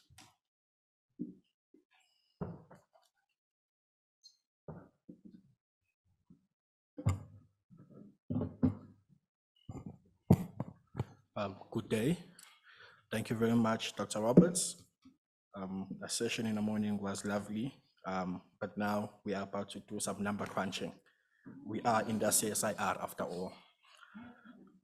So as Dr. Roberts has alluded, the first part that I'd like to take you through relates to perceptions and experiences, particularly when it comes to corruption. These we figured were quite important because we wanted to get a sense of what the public felt regarding the matters of corruption, whether it's exposure or experience. We found that 62% of our respondents, just under 2/3, had indicated that they believe that almost all politicians were involved in some form of corruption. And only 4% had indicated that almost none were involved. We then looked at self-reported exposure to corruption, and we found that slightly under half, at 49% of our surveyed participants indicated that they had requested a favor or bribe from a government official in exchange for a service which would obviously be rendered free of charge. We then looked at cadre deployment as well, and for cadre deployment, we found that about 28% of our surveyed participants had indicated that cadre deployment increased corruption, while 12% indicated that it had decreased corruption, and 19% indicating that it had no effect at all. We then sought to try and get a better understanding of what the broader public understands conceptually on the terms of state capture, given that since pretty much the 14th of October 2016, when Professor Thuli Madonsela released the report, it has become part of the public discourse. So in getting a better understanding of the self-rated knowledge of state capture, we found that about 1/3 of our survey participants had indicated that they had moderate to high levels of knowledge when it came to the concept of state capture. about 40% indicating that they did not have knowledge of state capture as a concept. After assessing the conceptual understanding of self-reported knowledge, we then sought to get a better understanding of the perceived impact, again, from a public opinion standpoint. Here we found that perceived impact of state capture on particularly state-owned entities was quite high, slightly less than 50%, at 47% of our participants reported that it had great impact or large impact on state-owned entities such as ESCOM. It also had a profound impact on the economy. For example, in 2022, this figure stood at 45%, up 5% in the previous year. And of course, with service delivery as well, 37% in 22 and 30% in 2021, a 7% increase. So we saw a greater recognition of the impact or perceived impact of state capture.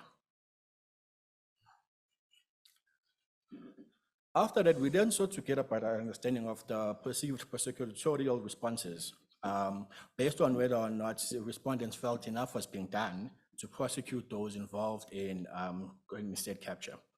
So in our analysis, we found that about 2/5 of our participants felt that not enough was being done to prosecute those who were involved in state capture. However, slightly over a quarter, at about 27%, felt that enough was being done. We also saw an increase in those who believed not enough was being done by nearly 10% at about 9 percentage points.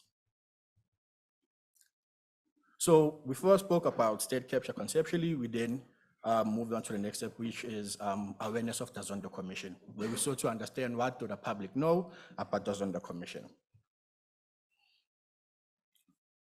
Here we found that about a third of our respondents said that they knew how the Zondo Commission works and they knew enough about it to explain it to someone else. Those figures stood at about 34%, while as about 40% said they did not have enough knowledge to explain it to others. And here we found that there was a bit of a correlation between awareness of state capture conceptually and the Zondo Commission subsequently. We then moved to perceived effectiveness and fairness of the commission. We did this in 3 ways. Firstly, we looked at the gathering of evidence on corruption, where we asked our broad participants how successful or unsuccessful do you think the Zondo Commission had been in gathering evidence on corruption. And here we found, for example, that those who believe that the commission had done well, for example, in 2021, was quite close to those who believe the commission had not done well, so 18 and 19%. However, when we move on to the following year of 2022, we found that the gap between those who believe that the commission had not done well in collecting evidence on corruption had increased slightly from 19 to 25%. Thus widening the gap between those who believe that the commission had been successful and those who believe that the commission had been unsuccessful. We also found that this was a crucial determinant on overall evaluations of the commission and its performance.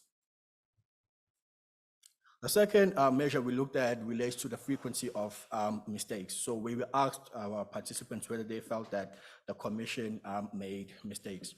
Similar to the first measure, we found that there were similarities in those who believed that the commission made mistakes and to those who believed that the commission did not make mistakes. In 2021, those figures stood at 19 and 20% respectively, while it's in 2022, so that 22% and 18% respectively. Again, we're not seeing much of a difference between those who believe that the commission made mistakes and those who believe that the commission didn't. In our analysis, we also found that this particular issue was a moderately important driver of overall evaluations of the commission. We then, of course, sought to get public opinion perspective on views regarding time. We asked our respondents whether or not they agree that the commission took a long time or took too long to complete all its activities. In our analysis, we found that the public was indeed likely or more likely to say that the commission took long. For example, in 2021, this figure stood at 26% compared to 34% in 2022.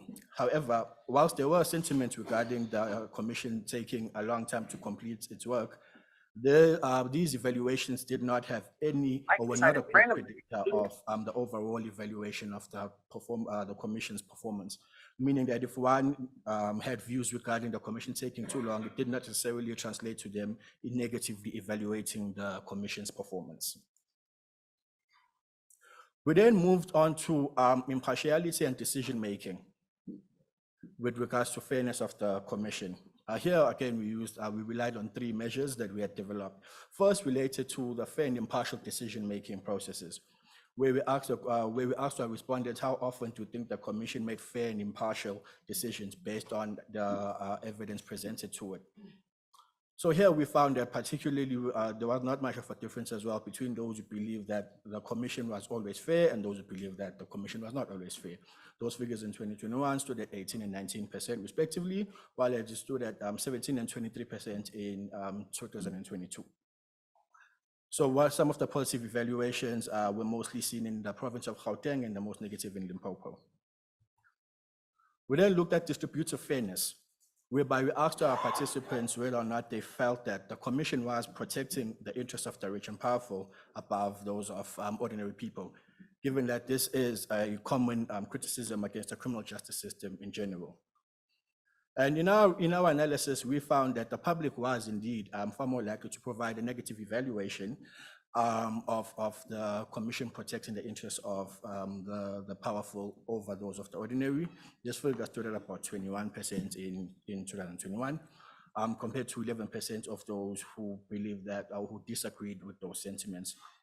One of the things to note with this particular measure is that there was a big increase of almost 10% of those who believe that the commission was protecting the interests of the powerful between 2021 and 2022. This ultimately also was a powerful determinant of whether or not the commission performed well overall. Oh yes, thank you. We then looked at the perceived legitimacy of the commission.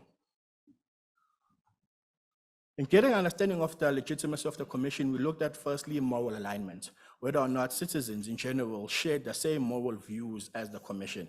The first question we asked is whether or not the commission had the same sense of wrong and right as I do.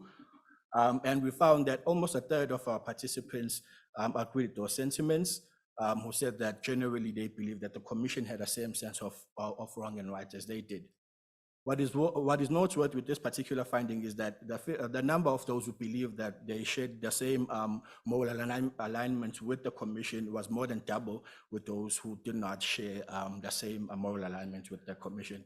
The picture remained stable throughout 2021 and 2022, whilst we saw slightly positive increase in the sentiments. Second to moral alignment, we looked at whether or not, from a value standpoint, the commission stood up for values that are important to people like me, again, from a public opinion standpoint. We found that nearly a third, about 30% of our participants shared moral values of the commission. This was quite higher than those who believed that the commission did not share those values. And again, similar to the first measure, the picture was fairly consistent between 2021 and 2022. We then looked at duty and obligation. We asked our respondents whether or not everyone had a duty and moral commitment to support the recommendations and follow the recommendations that have been made by the commission.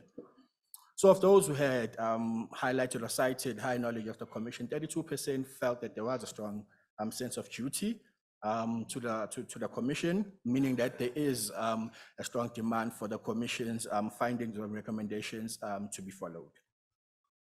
And with that, I'd like to hand over back to my co-pilot, Dr. Ben. Thank you very much.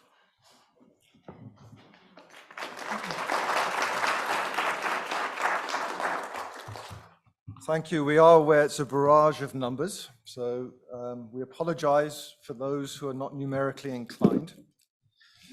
So to bring it all together, Pelly's talked quite a lot about trust and issues of effectiveness and fairness that underlie that. He's talked quite a lot also about issues of legitimacy, the moral alignment, the sense of shared values. And we want to pull that all together now into this overarching perspective about how does the public rate the job done by the Commission at the end of the day. What we see of those that were aware of the Commission, we saw that that on average across the 2 years of surveying, Just over a quarter expressed satisfaction with the performance of the Commission. So in others, they said they did a good or very good job. 19% expressed discontent, while 54% were neutral and uncertain. I think just the one thing to touch on relative to what was said earlier is this big share that are neutral and uncertain. That's very strongly informed by levels of knowledge and awareness. So for instance, if we look at those that are able to adequately describe to a third party what the Commission was all about, we see that the share that said the Commission did a good job jumps up to 44%. And much lower levels of uncertainty. For those who have low knowledge, that drops from 44 down to 30, and very large shares, just over 50%, say neutral or uncertain. So just bear that in the back of your minds in seeing all these figures and that large set of neutral and uncertain responses. It's a reflection of that. The satisfaction with the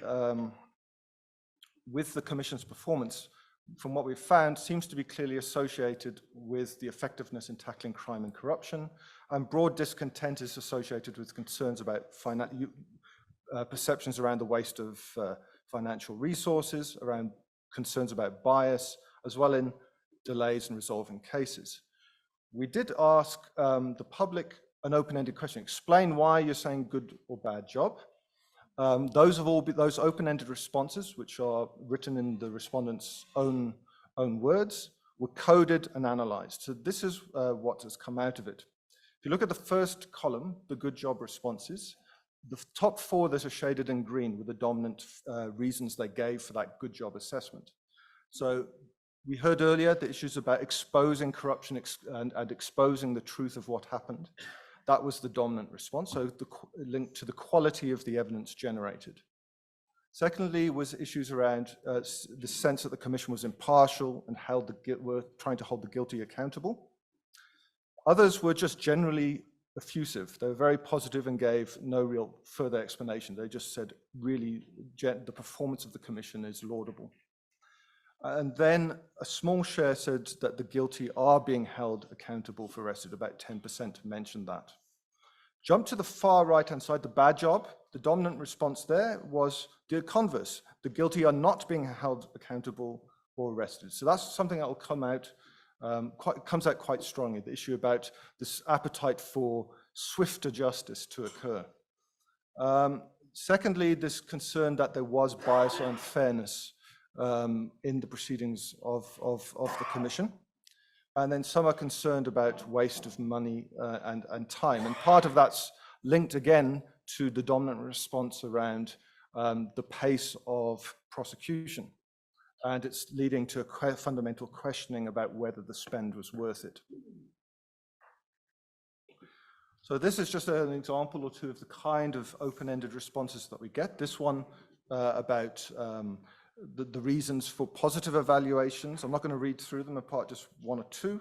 The Commission unpacked all what is hidden by theft, and that it will assist the Criminal Justice Department to sentence the wrongdoers. I believe that the Zondo Commission has extracted the truth about state capture and massive corruption. And similarly, on the negative side, the Commission made their investigations out for your favor, even when the public didn't support. Oh, sorry, I'm looking at the wrong one. The Commission has done a bad job because no one will be prosecuted, and that's a waste of taxpayers' money. Arresting the people involved is taking too long, even though they know who they are. Taxpayers were looted and nobody was arrested for doing corruption in the government. And there are thousands more of these types of responses that we coded. This is almost summarizing that big conceptual diagram that we put up at the beginning. And it's broken down to color-shaded blocks. So I'll just summarize it quickly. What were the main determinants of confidence in the Commission? The social demographic characteristics of the respondents actually were not that significant, apart from a slightly weak gender effect. We didn't find much salient in that data. Corruption perceptions, however, really were instrumental. Those that we found that good job ratings declined as the perceived corruption went up. So there's a clear inverse relationship there. On the knowledge and awareness, both knowledge of state capture and the Zondo Commission those measures positively and significantly influenced the good job rating. So the higher awareness produces a more favorable view. Perceived impact, this was one of the confounding ones for us. All those different impacts that Napeli showed the public recognizing, none of those actually had a direct effect on the good bad job evaluations, but we think it might have an indirect effect through the attitudes people hold based on those particular views on the scale of impact on society. And the perceived response to state capture, and this is a recurring finding as well, good jobs ratings were higher if you believe the authorities are doing enough to prosecute those involved. So there's a clear connection between a retrospective evaluation of the Commission and what it's done and what's happening in the prosecutorial space. In terms of the trust in the Commission, effectiveness ratings mattered, procedural fairness evaluations mattered, and the distributive fairness ratings. So the trust cluster is very strong. So too is the legitimacy. So those that had a sense of shared moral alignment on both the moral alignment and the felt duty to obey the recommendations and decisions of the Commission. Those were equally powerful predictors of overall confidence in the Commission and its work. So now we move into the post-Zondo space, and we have just a few slides on that, not too much. So the first one is the expectation of outcomes in terms of prosecution. So we've touched on a couple of measures, but here's one that we asked. The evidence presented at the Zondo Commission will result or is resulting in the arrest of corrupt individuals. So again, those that are aware of the Commission, a third agreed with that. And we can see that a fairly small share, a relatively smaller share were quite critical. I think it's important to say that there's a lot of hope and expectation placed now in prosecution. It's what as was said earlier, it's what is now most desired.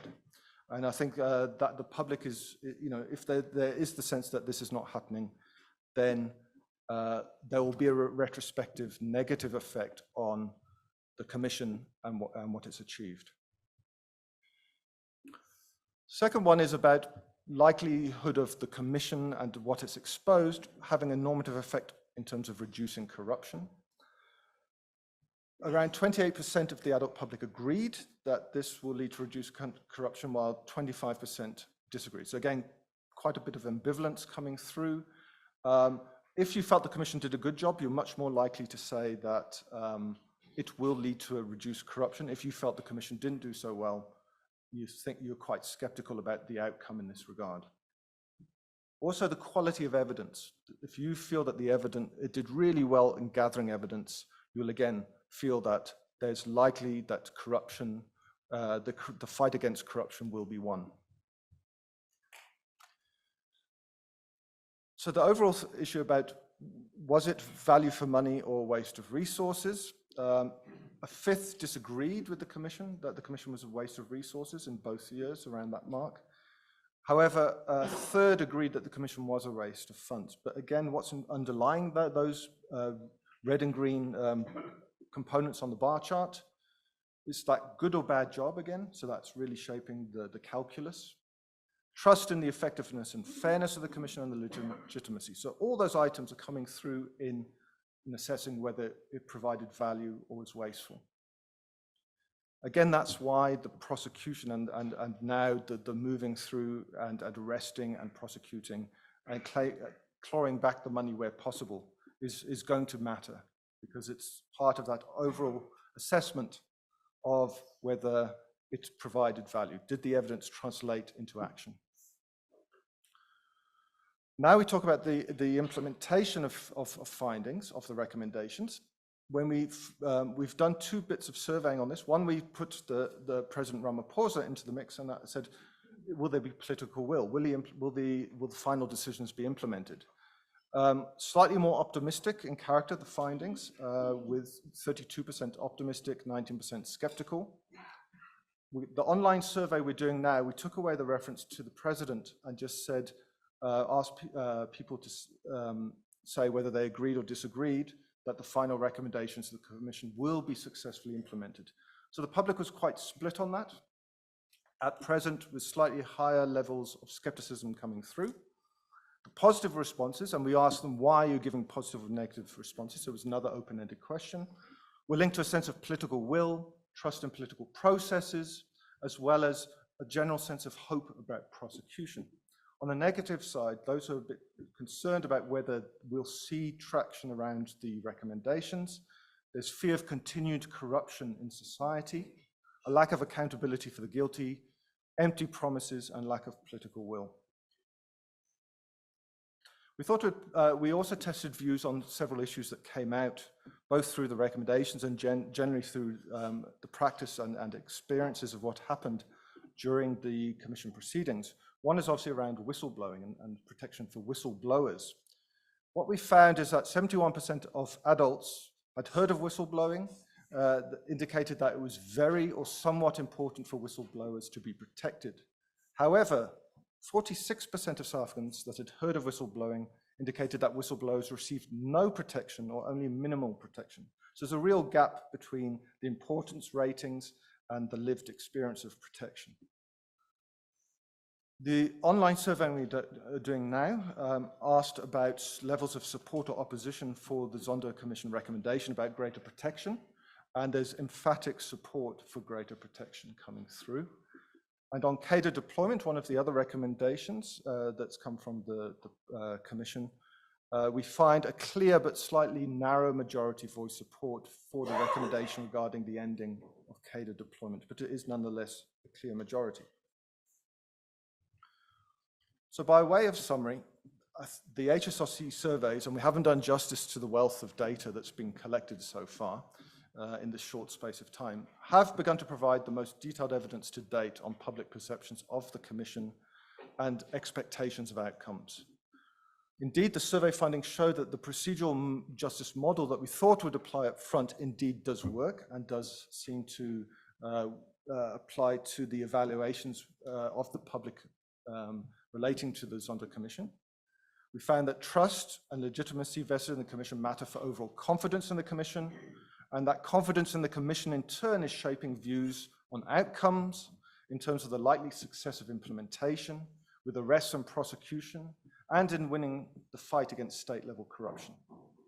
The public is complimentary about the Commission's gathering of evidence. We saw that through the open-ended responses to the good job, bad job performance ratings. But again, the worry is if prosecution does not meet public expectations, we're going to see a harsher retrospective view of the Commission emerge increasingly. And this will further raise questions about its ultimate value. It will also further erode the confidence that the public vests in democracy at large. I think one of the most surprising findings was, particularly given the level of national attention that's been given to state capture through the media and other platforms, and the Zondo Commission activities, it's really surprising that awareness is still quite circumscribed. This patterning of knowledge really reflects quite starkly in the divided nature of opinion that we see regarding the performance of the Commission, with a significant proportion of respondents that express neutral and uncertain views because of this broad-based low knowledge.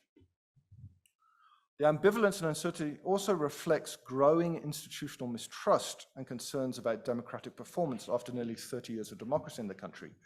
The trends we've seen over the last 2 decades of the surveying we've done has shown that satisfaction with democracy has sharply declined. We see also that institutional trust, a range of core political institutions, has dropped by half. That includes national government and parliament. We see also that the demand for democracy, the sense that democracy is the only game in town, is waning to some degree, and the rise of a more fatalistic view coming through. So this matters more than ever, and it matters now. So with those thoughts, we thank you very much.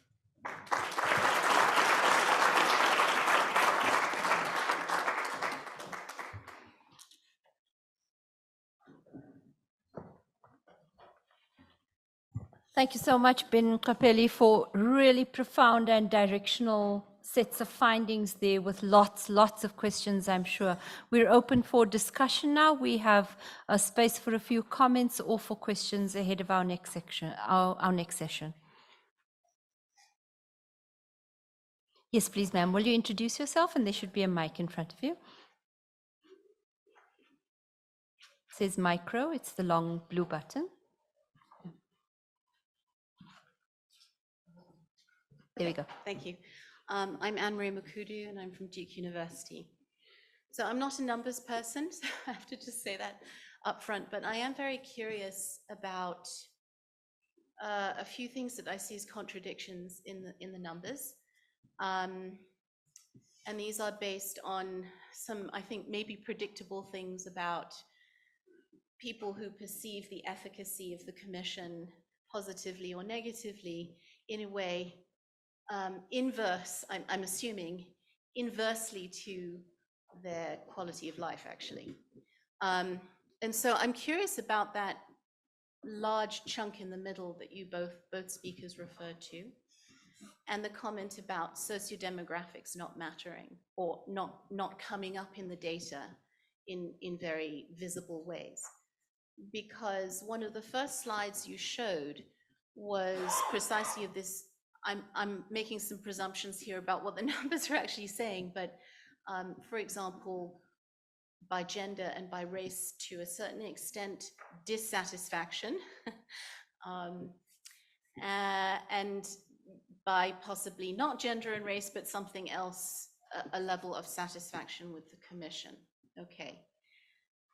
And yet you also have somewhere in that first or second slide, something about this being, as you put it, non-poor people, which is a very interesting designation.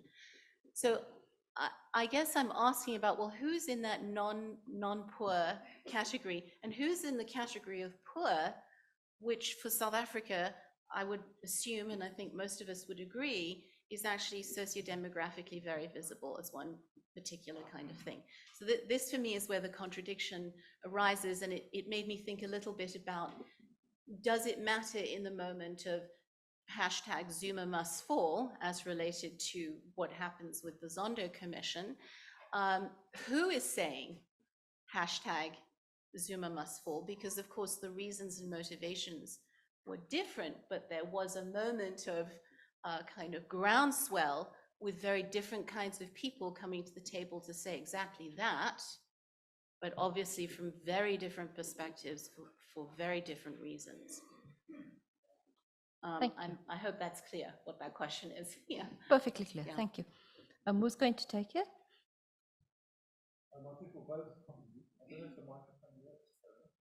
Maybe you can, it should, if you just press the, there we go. Thank you for that question. I think it's, as I said, on the surface it looks very contradictory, but underlying it there are a lot of differential perspectives that come out. We just couldn't represent them adequately. And I think the issue about the, I just need to clarify, it's not that the race, class, and the intersection of these different attributes doesn't matter, they do.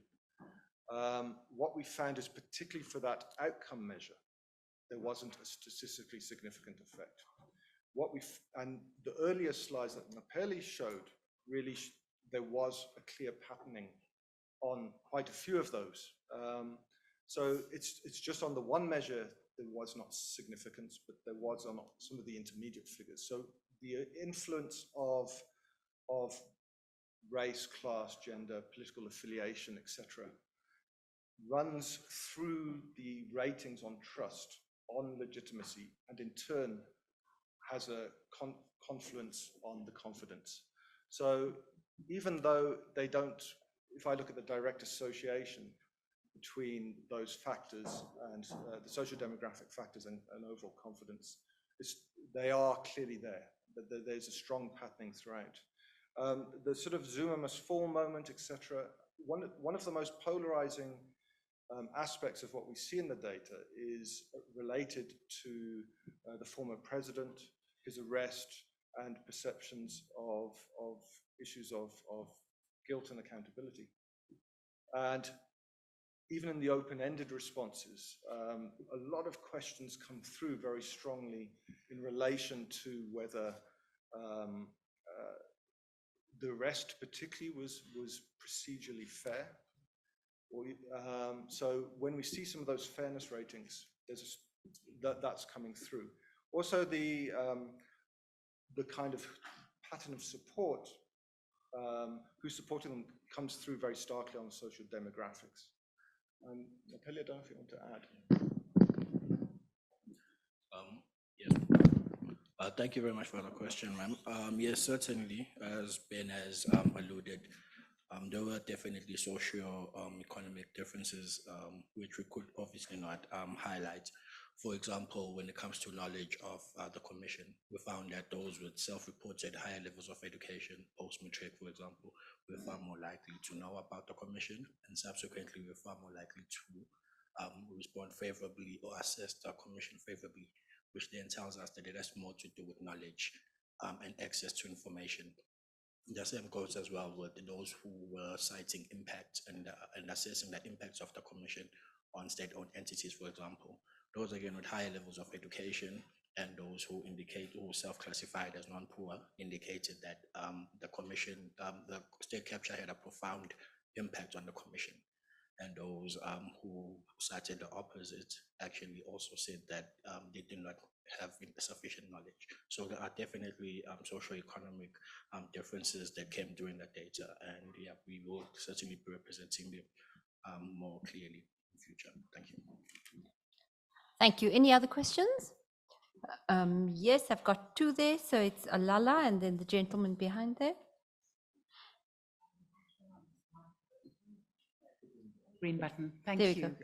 Absolutely fascinating data and so important, and hopefully will inform also processes like the National Anti-Corruption Strategies implementation, just the issues around public awareness. I think where the Zondo Commission succeeded was in terms of raising awareness around whistleblowing. And I was very encouraged by that 71% figure in terms of awareness around whistleblowing, and also the support from the public for greater protection, recognizing that. So we know that politicians are interested in what the public thinks, and these are important, these public opinion surveys, and we need political will. And so I'm hopeful that parliamentarians, lawmakers will actually go ahead in terms of strengthening whistleblower protection, knowing that it's what the public, at least from this, wants. And so I think, really the Zondo Commission succeeded in terms of changing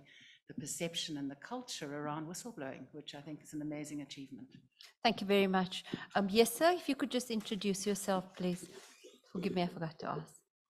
Good day. My name is O.S. Sibanda. I'm the Executive Dean of the Faculty of Management and Law from the University of Limpopo. Earlier on, Minister Nzimande asked the question, to what extent did our participation in the Washington Consensus lay the basis for state capture? I want to relate this to the statistics and the survey conducted by our colleagues.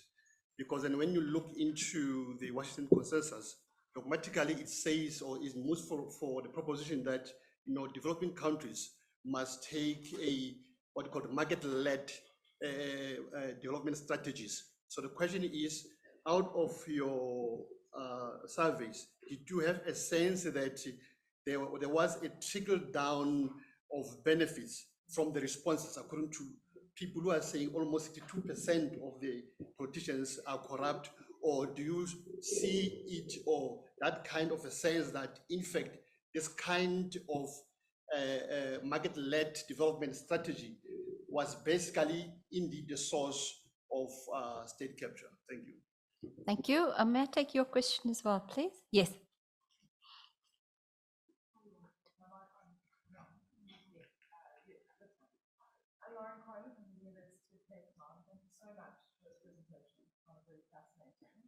My question pertains to, I think, the staggering statistic was 50% of the respondents said that it was a bad job because the guilty are or are not held accountable or arrested. And I wonder about how, whether or not, and indeed if you put this to this, how you phrase it, because it concerns me that there's this conflation between the success and the role of the Commission as its fact-finding body and its success in relation to prosecution, which is really up to the law enforcement. And it almost seems to me slightly unfair that the success of the Commission comes down to whether or not those that should be implementing its recommendation are or are not, in fact, doing so. I'm interested to hear how that was canvassed. Thank you very much. Thank you.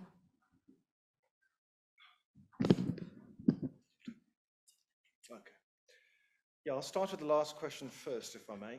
So, Laura, I think we didn't phrase the question. We just said, please please explain your answer in your own open-ended way for why you think the Commission did a good or bad job. So there was no, they wrote responses. We then coded those responses and did the analysis. So in people's own mind and words, they indicated that, I said half aside, said the bad job evaluation was linked to lack of arrest. We share your concern. I think there is a concern that people expect the Zondo Commission to do everything, including what's not within its remit. And the fact that the wheels of justice are turning slower in the minds of the public at present is leading to, as I said earlier, a harsher and harsher retrospective evaluation of the achievements of the Commission. So it is a worry. We see lots of other parallels in South African society like that. I think the Electoral Commission is a good one. People expect, even though voters and the voting age public ascribe their lack of interest in turning out in elections to poor performance by the elected, they often punish the Commission and say we should be doing more.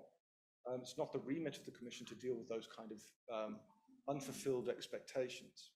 So we see parallels with what's coming out with the Commission and the public. It could be that the various hats the Chief Justice wears, there's this interlinking in the minds of the public about, okay, his role is now to make sure action happens in some respects. So, but yeah, it is a sort of, in many respects, an unfair expectation from the public. But they do want to see swift justice. Thank you. I'd just like to respond to the question raised by the Dean. Dr. Njima's question was indeed thought-provoking, but in our survey findings, the biggest consensus, almost consensus, lies around dissatisfaction with service delivery rather than the economic decisions, for example, that were made. There's, of course, large levels of criticism, some of the decisions that were made, and this comes through in the open-ended responses where we allowed our participants to sort of give us their perspective. What do they think? Some of the dominant themes, particularly in state capture, has to do with the sense of greed and accountability, and the sense that the criminal justice system and subsequently the Commission would protect the interests of the rich instead of those of the poor. So those were the most dominant and predominant responses that we found. Thank you. Thank you very much. I think that's what we're going to have time for. And may you join me in thanking Ben and Kapeli for a wonderful presentation. So absolutely vital as we head into next year's election to understand and think through quite deeply the outcomes of those. Thank you very much. So next, to begin to answer the question that everybody asks me when I speak about Zondo Commission is, so why is nobody in orange overalls? And that comes out so clearly that prosecution is recognized as the key success factor, even though the Commission itself obviously could not prosecute. To take us through where the recommendations are at, please join me in welcoming Advocate Gary Pienaar, Senior Research Manager at the HSRC. Thank you very much.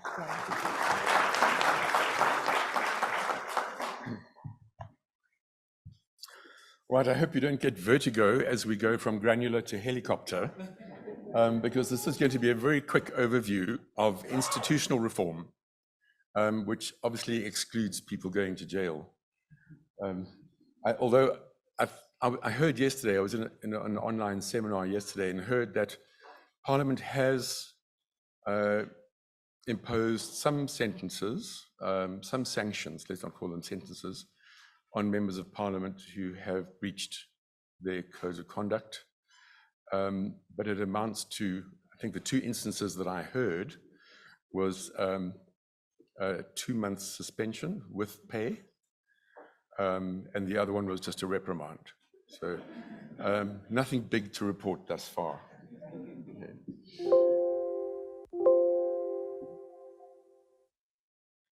I'm not sure where to point this to make it move. Here we are. Right, the other way. Okay, so forgive me for referring to Washington immediately after the Washington consensus debate. But this member of George Washington's first cabinet, I think, realized that human nature is as it is. I think Nania was correct in saying we have to make every effort to reduce corruption. We'll never remove it entirely. But this is a warning for every society, in other words. So I think it's a salutary warning, but it was recognized even in the throes of the excitement and optimism of founding a new country, that this reality was recognized. So I don't think we probably shouldn't beat ourselves up too much. We are human, but there is a lot we can do. And what I'd like to do now is quickly take you through a few examples of what has been done, what hasn't been done. A quick lesson in WhatsApp. 1 tick means your message has been sent. 2 ticks means it's been received. Blue ticks means it's been read. Most of the time you'll see some of these have been responded to. So I haven't used the 1 tick or blue tick, but just a heads up to that the 1 tick doesn't mean good news or bad news or a tick box exercise. So this is really just a summary of what the essential core finding, for me at least, was of the Zondo Commission. This was the technique, this was how state capture was exercised and implemented in South Africa. And I think we're all familiar with the methodology and the strategy behind it. It was the essential mechanism of state capture. Politically connected people put on boards and in the public administration. Another part of that failure was that people who had a responsibility to do something did not. One of the institutions that came in for a great deal of harsh criticism by the Zondo Commission was the Public Service Commission, as was Parliament, the target of the ire of the Chief Justice. But essentially, there are still no effective mechanisms to prevent cronyism and cadre deployment. But there are some signs that there is movement. So some of the first point is just a linking point, but then some of the recommendations are an independent body then to oversee these appointments, to make sure that we have a merit-based process and not a party interest-based process dominating the decision-making and appointments. And then also not just for the boards and executives, but also other senior officials. You heard from the Chief Justice how the CFO is often critical, as is the Chief Procurement Officer. Just some management reforms and financial management especially that were recommended. The Auditor General ought to audit all SOEs, or other auditors can do it if they meet the necessary requisite capacity. And then a return to the original intent of the Public Finance Management Act, so that managers are able to manage and not constantly being overseen by their political masters. And you'll see, I'll come back to that a bit later. And the Auditor General is reviewing the usefulness of the concept of irregular expenditure and to looking at other forms of targeting misconduct. And one of the pieces of legislation that landed in Parliament just in the last month, I think, does portend a clear delegation of administrative and financial responsibilities to accounting officers, so to DGs, heads of department, etc. The other thing that's another area of activity recommended by the Commission was to professionalize the public administration. to remove this contestation at the political administrative interface, to allow accounting officers to draw the line and say, no, this is not what I'm here to do, and to give them the authority and the protection to be able to say, no, this is where the line is drawn. A number of other recommendations about how to do that. But it's not just appointing the right people, it's changing the law, and then also doing certain other things, ethics awareness, ethics training, governance training. And the Public Service Commission has put out a couple of years ago a very useful guide for new appointees in 2019, how DGs and HODs should think about the work that they're being asked to do. Lifestyle audits have started. We know famously at Eskom they've started, but elsewhere too. And psychometric integrity testing is being developed by the DPSA, Department of Public Service Administration. But there is tension between the governing party and the government over these issues. So Cabinet last year adopted this framework for professionalization of the public sector. Importantly, it's no longer, as it was in its first iteration, professionalization of the public service. So it has a broader remit, a broader scope. What quite that will end up meaning is to be determined, and it might be determined by the last tick on the slide. But in December, the ANC retained cadre deployment as its official policy. However, what has happened since then is that the Public Administration Management Bill, Amendment Bill, Public Service Amendment Bill have landed in Parliament. They do address some of these issues. The Public Service Commission annual performance plan says that they expect their amendment bill to land this year, and that will potentially significantly change their mandate and their powers. They might be the body that oversees these senior appointments and makes sure that merit is what is the deciding factor. But when it comes to professionalizing the public administration, I think I've gone backwards. I beg your pardon. So these are some of the reforms that are starting to take place. Again, the tick doesn't mean it's happened. It just means the message has been sent. The Independent Public Service Commission. So for many years, the Public Service Commission has expressed concern that it is not adequately legislated as an independent body. So the Office of the Public Service Commission, which is the department that provides the secretariat to the commissioners, is a department of government. And so there is, and similarly, as is still the difficulty with some of the Chapter 9 bodies, they argue for their budget through a line function department. So there is a need for that to change, and they believe that those reforms are necessary in order for them to perform these functions which are set out for them in this framework for professionalization.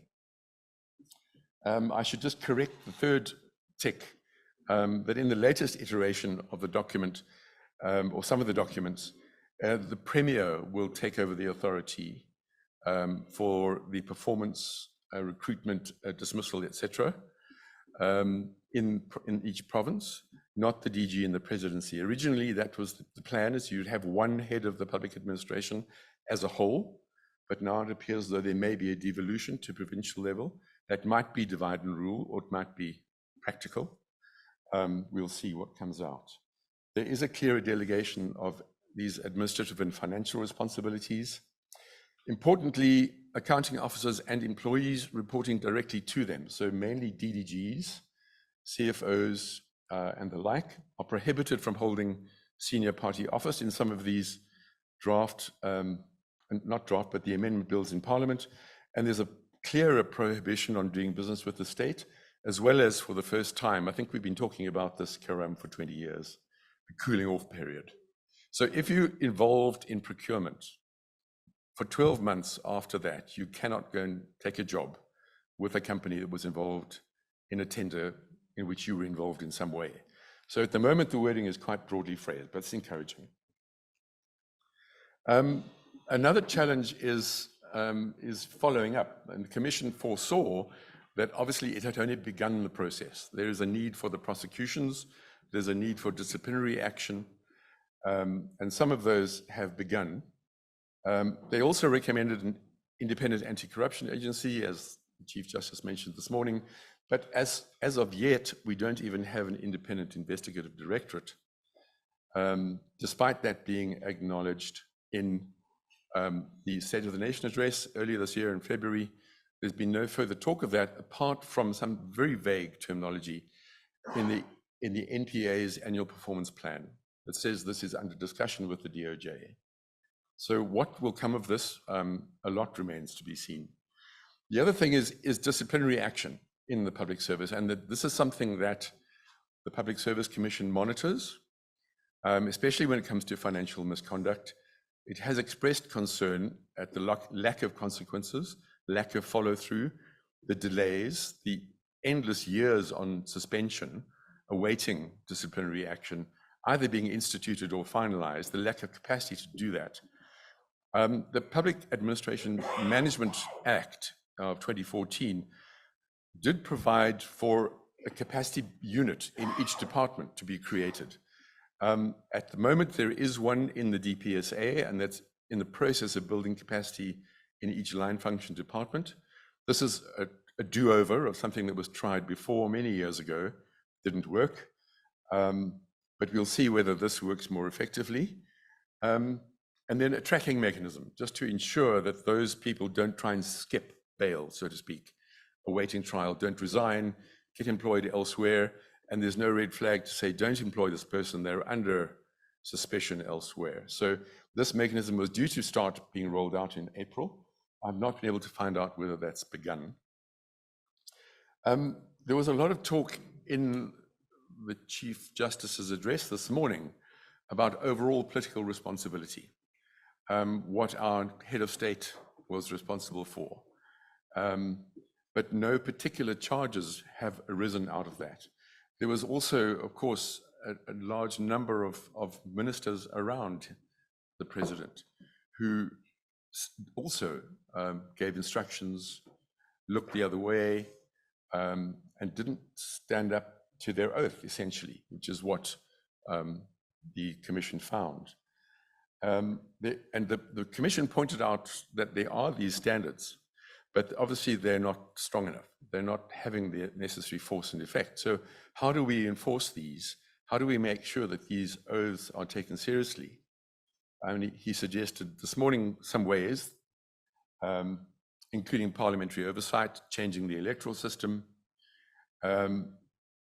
Two recommendations relating to the electoral system. One is and many people thought this might be a little bit of overreach, a constituency-based electoral system. But I think, as has been mentioned, the ecosystem of integrity, the Deputy Auditor General, Mr. Chauke, mentioned it this morning. If you don't have people of integrity in the community to be elected or standing for office or choosing who to vote into office, that the constituency-based system is not really a solution. Another solution that the Commission recommended was finding a way to protect MPs from losing their positions if they don't follow the party line. I've not seen any movement on that. Parliament should also consider whether it should have a portfolio committee for the presidency. We know quite recently that wasn't accepted in Parliament, but I learned just yesterday that there is a study tour planned for next month to look at good practice models elsewhere. That might be kicking the ball into the long grass, but it might be something that reveals something useful. Another recommendation was more opposition parties than just SCOPA being chaired by opposition parties, but that was rejected roundly by Parliament. So here is one of the other alternatives recommended by the Commission, was to make it a criminal offence to abuse your power. And I think this is targeted at those then who don't adhere to or uphold their oath of office. I've not seen any research, but I think this is a fascinating question. It might be, of course, the beginning of a very long process to find a way in which to find somebody who looked the other way, culpable, at least of negligence. But I think maybe this is something that perhaps is an area for research, as is the next potential criminal offence that was recommended for consideration by the Commission. And this is the failure to exercise power, as opposed to abusing power. So there's a bit of a nuance there. How do we find a way to ensure that constitutional and political malpractice is not repeated? So I think these are big asks, and I think a lot of research and thinking needs to perhaps be dedicated to how do we make this practical? How do we turn this into something that's enforceable if we don't change our political or our electoral system in the near future, and if we don't change our national character, our value system in a hurry?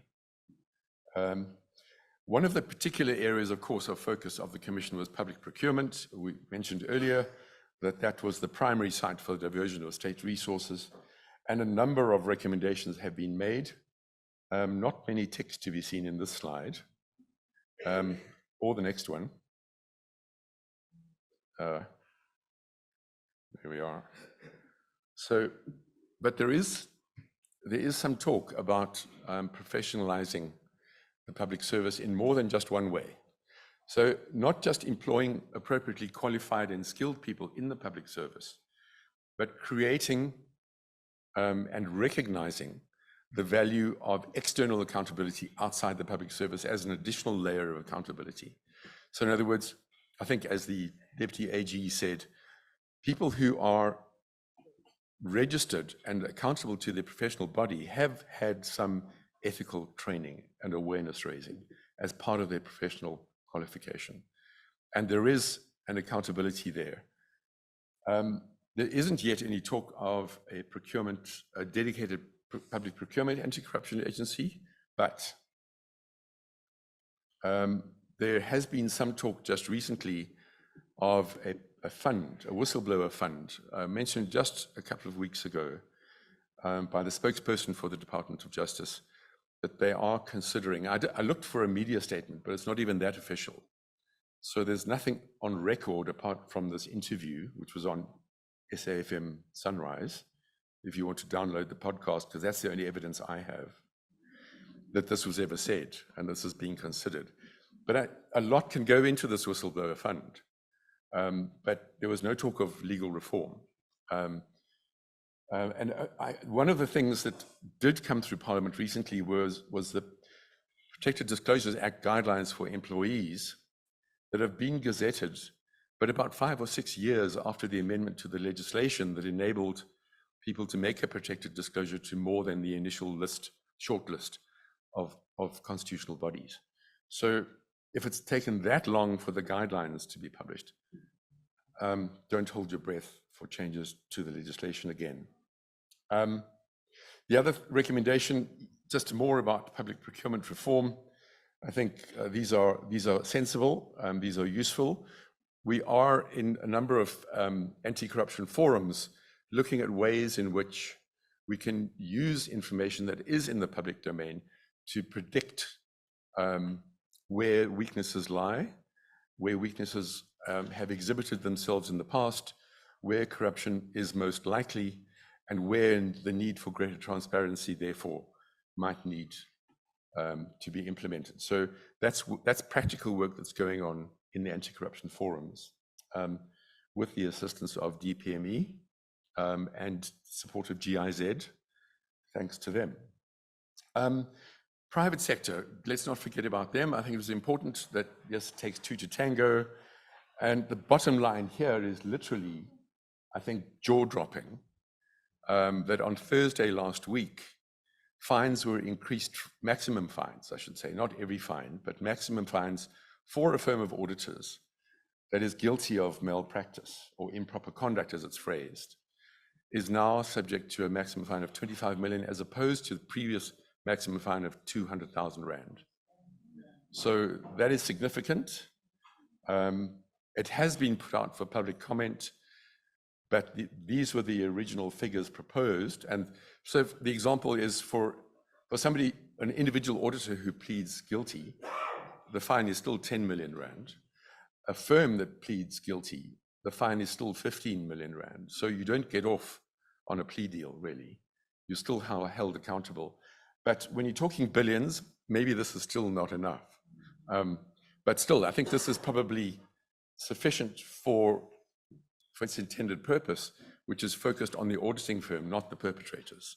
These are the enablers. These are those perhaps who didn't do a proper job and didn't stop things happening. So just wrapping up, other recommendations made were to amend the Companies Act to allow directors to be declared delinquent. I haven't included a little tick here that SAA board chair Dudu Mieni can no longer be a director ever, which is great. But I think the opportunity to bring that in sooner, to impose that sanction sooner, is what's important. Then I think an innovative proposal or recommendation from the Commission is the duty on the private sector to prevent bribery in terms of OECD standards and using the Prevention and Combating of Corrupt Activities Act. And then very, very contentiously recommending a criminal provision in the Political Party Finance Act to criminalize donations in expectation of a quid pro quo of some kind. And I think we made a submission as the HSRC recently arguing that this is really perhaps isn't really necessary because there is an offence of this kind already in PRECA in anticipation of a gratuity or some kind of benefit. It is really taken account of. But I think the reason for this recommendation is that there was a lot of evidence before the Commission that monies circumvented from the public purse found their way into the ANC. Now, there wasn't a great deal of evidence on the record that was pursuable, so to speak. In any event, it wasn't an offence at the time for people to make these donations. They didn't have to disclose them either. And the the duty to refuse the proceeds of crime, a donation that was the proceeds of crime, has only been introduced by the PPFA and only came into effect really very recently. So it's after the fact. So I think there's nothing stunning in the last slide. I think it's all been said already. But I think the concern really is here about losing patience. I think that's the sense that I get is there are lots of things that have started, but there doesn't seem to be a great deal of sense of urgency. The amendment legislation in Parliament at the moment, Public Administration Management Act Amendment Bill, the Public Service Amendment Bill, great, but where is the Public Service Commission Amendment Bill? That's the one that could clean up appointments into the public sector. That's the one that could make sure we really do professionalize the public service. And that's not in Parliament yet. Thanks.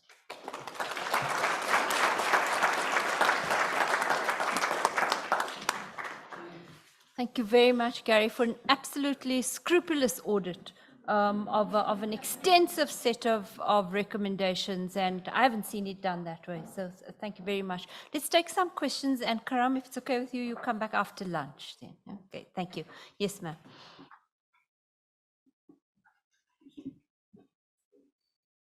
Hi, good afternoon, everybody. My name is Martha. I've moved away. Martha, the whistleblower. No, don't call me that. Okay. I'm rebranding myself. I'm Okay. tired of being called the whistleblower because it's served me no purpose. The question I have for the advocate perhaps is around the Public Service Commission. And maybe I don't have a full appreciation of its applicability, because my understanding is that it doesn't apply to state-owned enterprises. And what is being done about that? Because, I've just seen also in one of your slides, I think it's the second last slide, which speaks to the amendment to PRECA, Section 34A, and it speaks to incorporated SOEs. Now, I come from PRASA, and PRASA is not incorporated. You know, so perhaps maybe one can get a bit of clarity around that, and also, you know, this whole issue of so much emphasis being made on the Public Service Commission Council, the council, and not necessarily the rot that happens in the state-owned enterprises being focused on. Thank you. Just before you answer, may I say that I'm sorry you've rebranded yourself Martha Ngoy, but Martha has been a singular force in trying to get PRASA back on the tracks. And where the trains are running again, it's your work, okay? Thank you.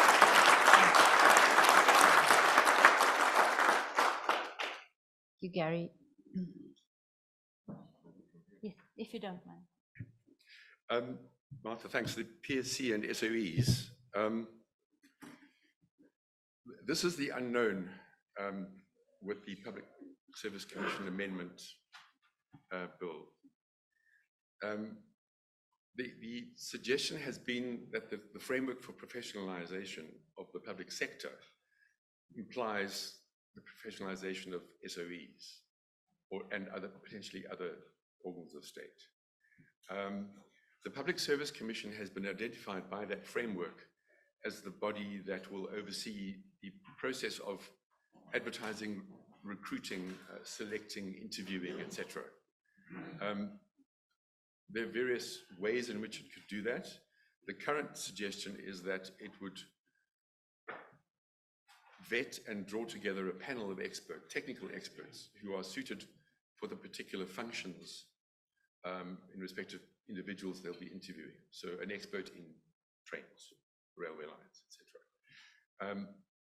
The PSC obviously can't do all of that itself, but it will ensure the integrity of those interviewing processes.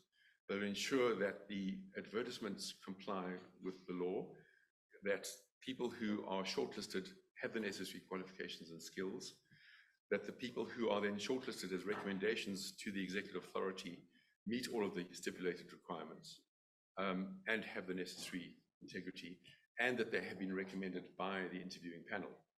So the unknown at the moment is, yes, the Public Service Commission is going to have authority over local government as well. That will now be part of the single public service.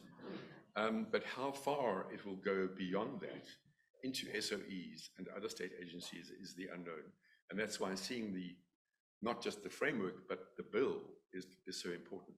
Will that authority be transferred in the draft legislation? Because otherwise that will limit, I think, the PSC's ability.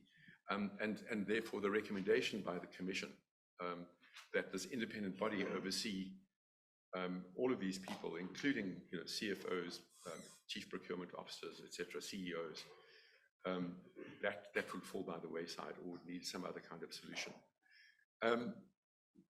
PRECA, I think the amending PRECA would be easier than introducing a new provision in the PPFA. I think that's my impression at this stage. At the moment, there is so much contestation, of course, around party funding, and what has been a drying up for the larger political parties of political funding. So not just the ANC, but the other larger parties have said in a study that we've done recently for Home Affairs and are currently doing for the IEC, they've told us that they've had a cut in funding. The donations that they used to receive are fewer. There's no evidence, of course, on the public record. We can't prove that. There are others who seem to be running really quite grandiose campaigns for the local government elections, despite not declaring large donations. There are others, though, who are among the smaller parties who did give us interviews, who said the new formula for public funding has been to their benefit, as expected. So rather than the 90-10 ratio, we have an 80-20 ratio, proportional and equitable. So the smaller parties do get more public funding, which gives them greater stability and the opportunity to grow. What is still not addressed, though, is newcomers into the political realm. So how do we deal with action SAs who've done quite well at local government level? They're still not entitled to any public funding because local government is not part of, it doesn't form part of the remit of PPFA. So, there are many things that I think will be reviewed as part of the proposed PPFA review process. But I don't want to go, I think, down that rabbit hole, because I think it's got enough troubles on its own, I think, to not be burdened with a criminal offence that's going to dissuade donors. I think there perhaps needs to be perhaps more of a duty on political parties and a sanction on them if they don't disclose funds that they know are the proceeds of crime. And so something along those lines that already has been proposed for businesses might be appropriate for political parties. The problem is that some of them have told us that they don't have the ability, they don't have the accounting and auditing ability to monitor and manage their own finances thoroughly. But other parties have said to us, this is a great opportunity for us to get that right. And we're getting more public funding to do that. So I think this can be seen as an opportunity as well as a threat. But I think that's my rationale for saying let's focus on fixing PRECA rather than burdening the PPFA at this point. Thanks. Thank you very much. So just I should tell you about a real blue tick to us. There is rare cross-party solidarity amongst political parties that in fact the party political funding rules must be made easier and not more stringent. And they are likely to take that before Parliament. Not this one, but probably the one post the 2024 election.